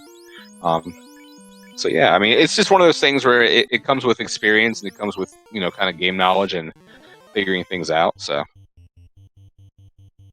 He's gonna grind on that mage fighter tile. He's also gonna rely upon that MDef and hopefully not getting 3 and 256, because those mages had squint. From what I remember, it's either mages or fighters had squint, so they're not exactly the freest, but hopefully he's not trying to gain too many levels. And he's gaining on the black belt, which is kind of strange of sorts, I guess, if you want to say it, because, I think you and I both agree, Al, that mages are kind of the more important thing, although maybe he's leaving right now. Yeah, I'd say at this point you definitely want some HP. Yeah, so while we have Rubes doing his little grind here just to get some more chunk behind those mages, Guelph joining us in chat. Guelph, GG on your run.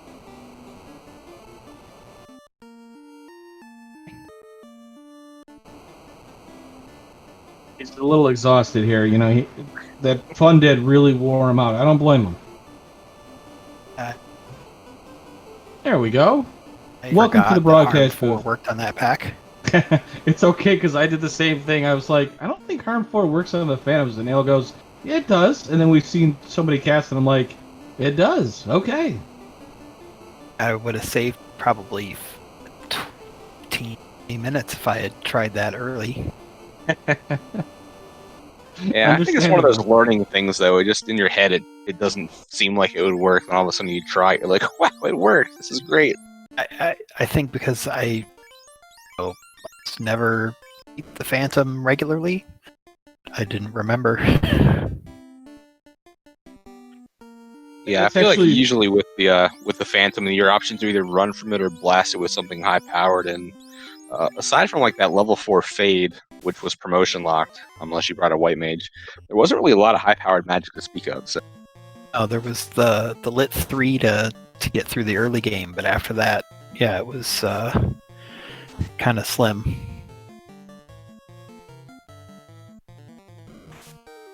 I never saw Nuke. I'm assuming that was probably 8. Yep, yeah, Nuke was level 8 in Gaia. I'd never check level 8 magic. Yeah, I mean, unless you're kind of, committing to getting levels and committing to promoting, level 8 match is really kind of hit or miss. It really depends on your party comp. So if you're running something, like just maybe one black mage, you can usually hope that the spells you want land in the other spell slots or across the different spell levels, but it just happened to land in level 8 here tonight for Nuke, so it kind of helped save a Demon's run, because that's the way he went with it. The early Massa certainly helped a lot too. Yeah. Dang and I were talking about that early Massa, and it was kind of like a tease almost. It's like, here, this will get you through the game until you hit the Fun Dead pack, and then it won't.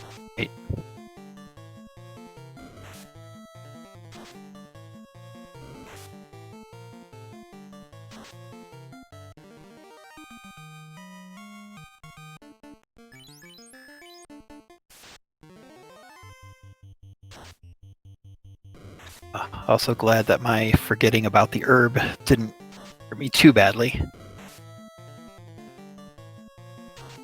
I was actually wondering about that. When Matoya had, I think it was some gold. Heart Yeah, sank she had a reward new- for finding her missing crystal cat. because I knew that I had forgotten something. Yeah, because at one point we were like, all right, you're right behind, because Static Pulse and Demon kind of had a slight lead over you. It wasn't very big, but it was just a slight lead. And you went to the waterfall, and I was just like, all he needs to do is turn in that thing, and he went to the waterfall, and we're like, okay, you're going to fall a little bit behind, but a little bit more. But it wasn't too bad. And I was wondering, I was like, did he forget about it? I mean, it's very easy. I've done it. I'm sure Al's done it. You kind of. I actually mismarked my tracker. Oh, okay. I must have. I think when I was catching up on other things that I had done, I accidentally hit the herb as well, thinking I had turned it in when I hadn't.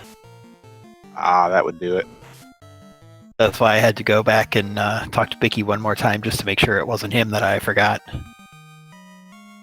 Been there, done that. But Bicky the Pirate is a sneaky, sneaky fella.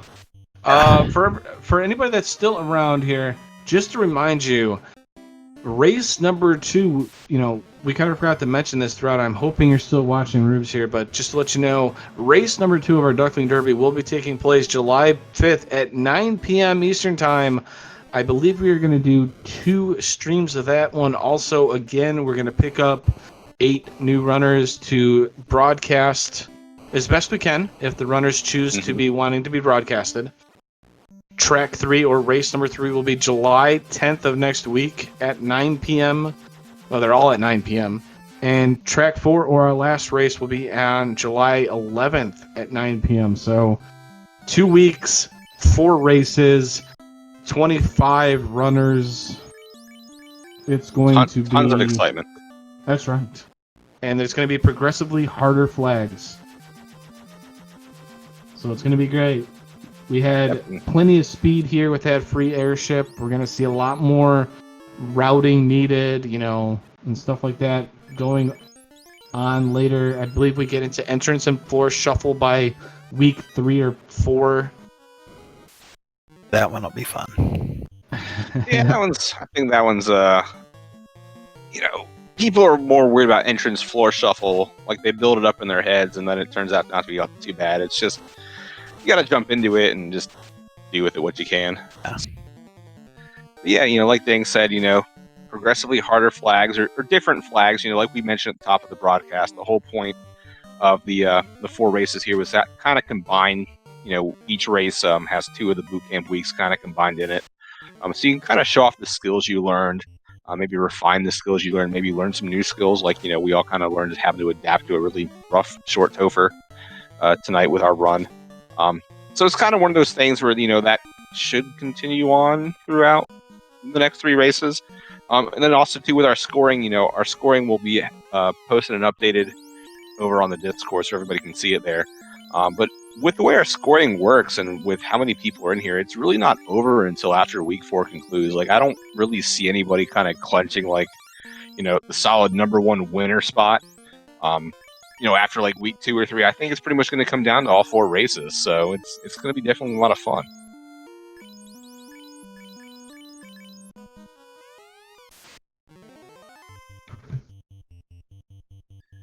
So, All yes, right, I was going to say, we got Biff Rubes has- getting back up here. We're going to see if we can punch things down with this 42 black belt, man. That 833 HP is going to get drained very fast. Okay, half of it's already gone. 1 crit, Biff's HP drains. Okay, we're evading now. 2 evasion stacks, allowing us to finish, or, to at least get done here. Or at least, make it through the first round. We're dodging some attacks. What are we doing here? Heal 3. We're trying to heal up. We don't have any evasion stacks. Lich attacks. That's great news. 2 phantoms remain, but we have nuclears in the chamber. We have stop in the chamber. Fire 3s. We have no ribbons on Rubes. So all of that is deadly.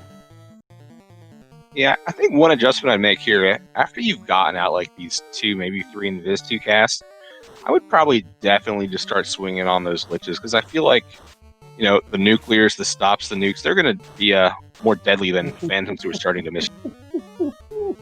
Those liches have Biff down on 1 knee. Fade comes out, ravages the enemy party. Gotta be getting low here. We're about 300 HP away from taking out all these enemies. The Phantom misses. Fire 3 comes out. 1 Phantom remains. Lit 3 to finish it off. Yes, 1 Lich comes out. Stop. Paralyzes. 3 of them. Biff survives with an MDEF. 2,000 shots. See you later, Lich. And Rubes has finished it with a 40-something black belt. GG to Rubes. And we doubted the black belt. Right? He needed all that HP, Al. All of that HP, because turn 1 with 2 evasion stacks, that Phantom took out half of his HP. Yeah, that was pretty obscene. Like, those are some. I'm gonna have to look at it after this broadcast is done.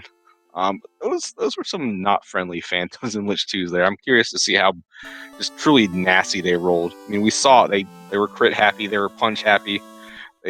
They were kind of nasty little buggers.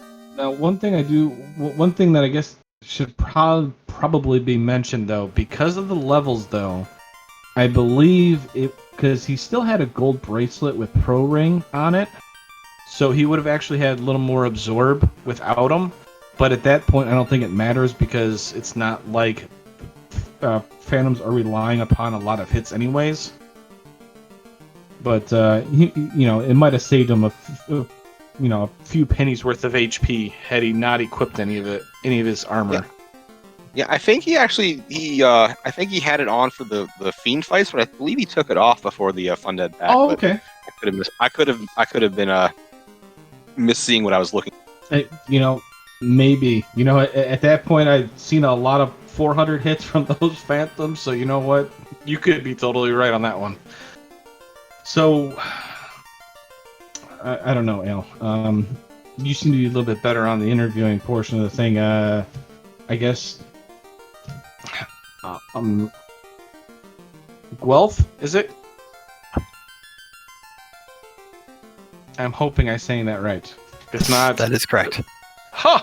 All right, I tried to get it right most of the time. Ale kind of yelled at me, and so did Danny. Race 1's down. We kind of talked about later on where they get a little more, quote, challenging, quote, different, where it challenges different aspects of the randomizer, right? Runners maybe you're looking out for, what's your mindset moving forward in this? Like, are you trying to, win every one? Or are you just trying to have some fun? Are you trying to be challenging kind of thing? Like, what's your mindset in this? I'd like to win, but if I can up some solid top 10s, 5 Okay. be good. I like that, because it is a massive field, so a lot of things can happen. I like that. Well, from what I've seen, though, I think you have a very good opportunity for doing that. I'm not going to lie. Look, I'm terrified of most of the ducklings. I've watched you guys go through 8 weeks worth of boot camp. You've all have been like right behind me or just crushing me on times. So I'm terrified. I don't want to face any of you in the spring tournament 2021. So if you all could just, you know what, I'm just gonna hang on the commentating booth. I think if I had remembered Arm 4 tonight, I had a top 5. I think I was right around that 5th, 6th place time. If I get it done on the first try. I can see that. I mean, a lot of it was yeah. All right, so we're gonna try and get. Actually, we got Rubes in the waiting room, Al. You want to bring? But I'll duck out so you can talk to him. Hey, Gigi, do you want to say any last words or anything out there to say hello to your fans out there that were rooting you on and stuff like that? We'll see y'all Sunday night. Yeah, Right. Sunday night, 9 o'clock Eastern. All right, there. All right, GG Sounds again to good. Wolf. Thanks. Rubes, welcome to the broadcast booth. How are you feeling after that super fun Topher? Oh, it was great. I was just fun. I got You're a little drained after wiping. Could you speak up a little bit for our fans out there?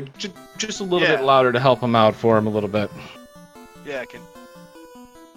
You're just a little quiet. I'm not sure if they've turned up your volume, just so everybody can hear you, because you fought an amazing battle. You kept at it. You showed the power of a 20-hit black belt. You also shown how quickly a black belt can get crit and lose half of its HP on a single phantom crit. So that was entertaining too. Oh, thank you. I'm glad I could provide a little entertainment. No, but seriously though, you were we watched you and you put a very consistent, or how should I say it, a very steady progress.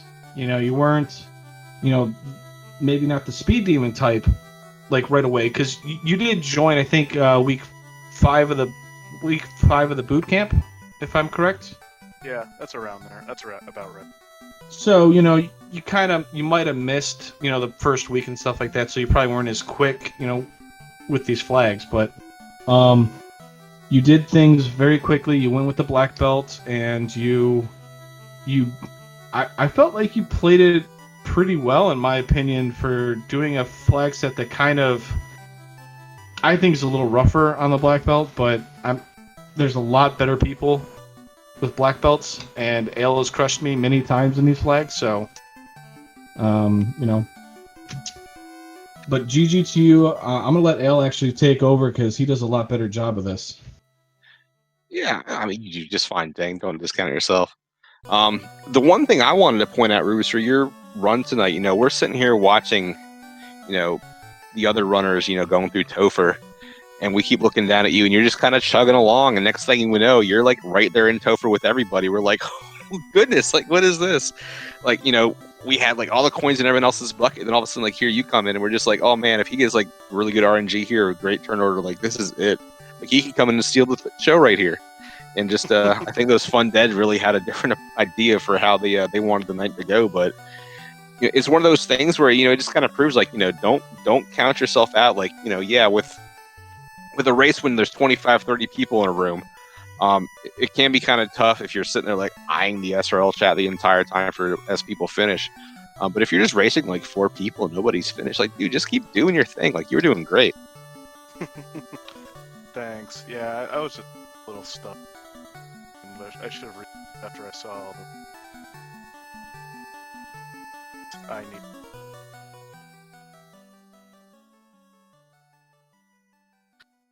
So, Yeah, I mean, yeah, I mean, it's one of those things, though. It's we talked about it during the broadcast, so you'll hear it if you go back and watch the restream. But it felt like this Topher just wanted to teach the lesson of adjusting. It's the early game threw the moss at you. It's like, here, this will carry you through the seed. Have fun.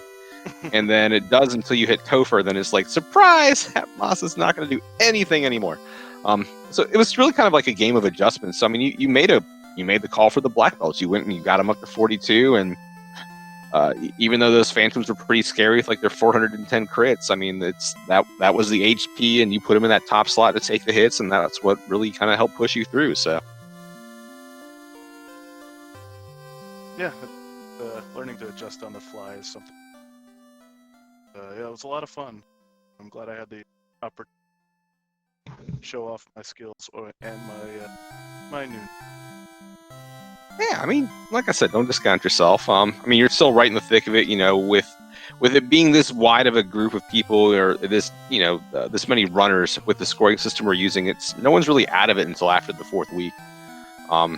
So I mean, what are you thinking for like the week 2 or the second Derby flags that are happening Sunday night? Like, have you taken a look at those yet? What's your plan going into that? Well, my plan going in, I still haven't done which I'm flag set, so I'm gonna go ahead and do that. I have a party in. I'll give it a shot, and if this doesn't work out, I think didn't we have those same flags as Monday? Yeah, I believe the Monday night flags for the weekly were the week 2s. Yes, for the second Derby. Yeah, I thought overall that actually pretty. I don't feel too bad about Sunday.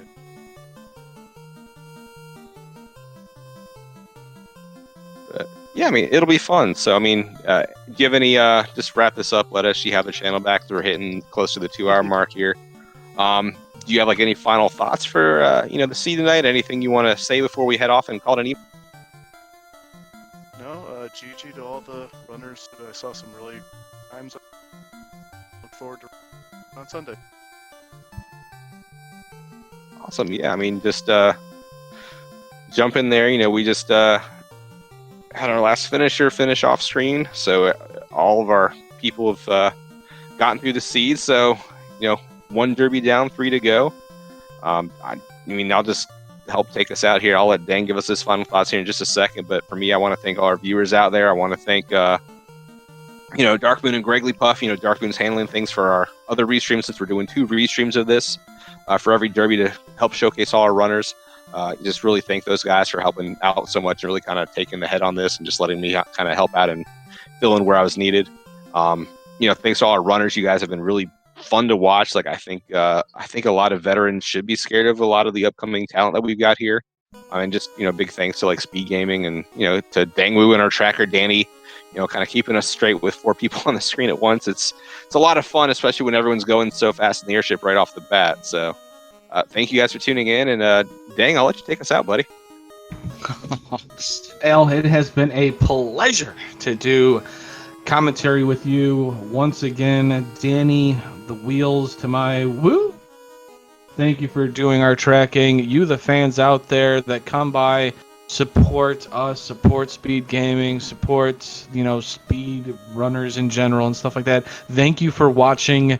Once again, we have our Duckling Derby coming on the 5th at 9 o'clock, so make sure to check in again. We have the Mario Kart style points, so a lot of our runners are very close. So first place is very important. You get I think it's a 5-point advantage.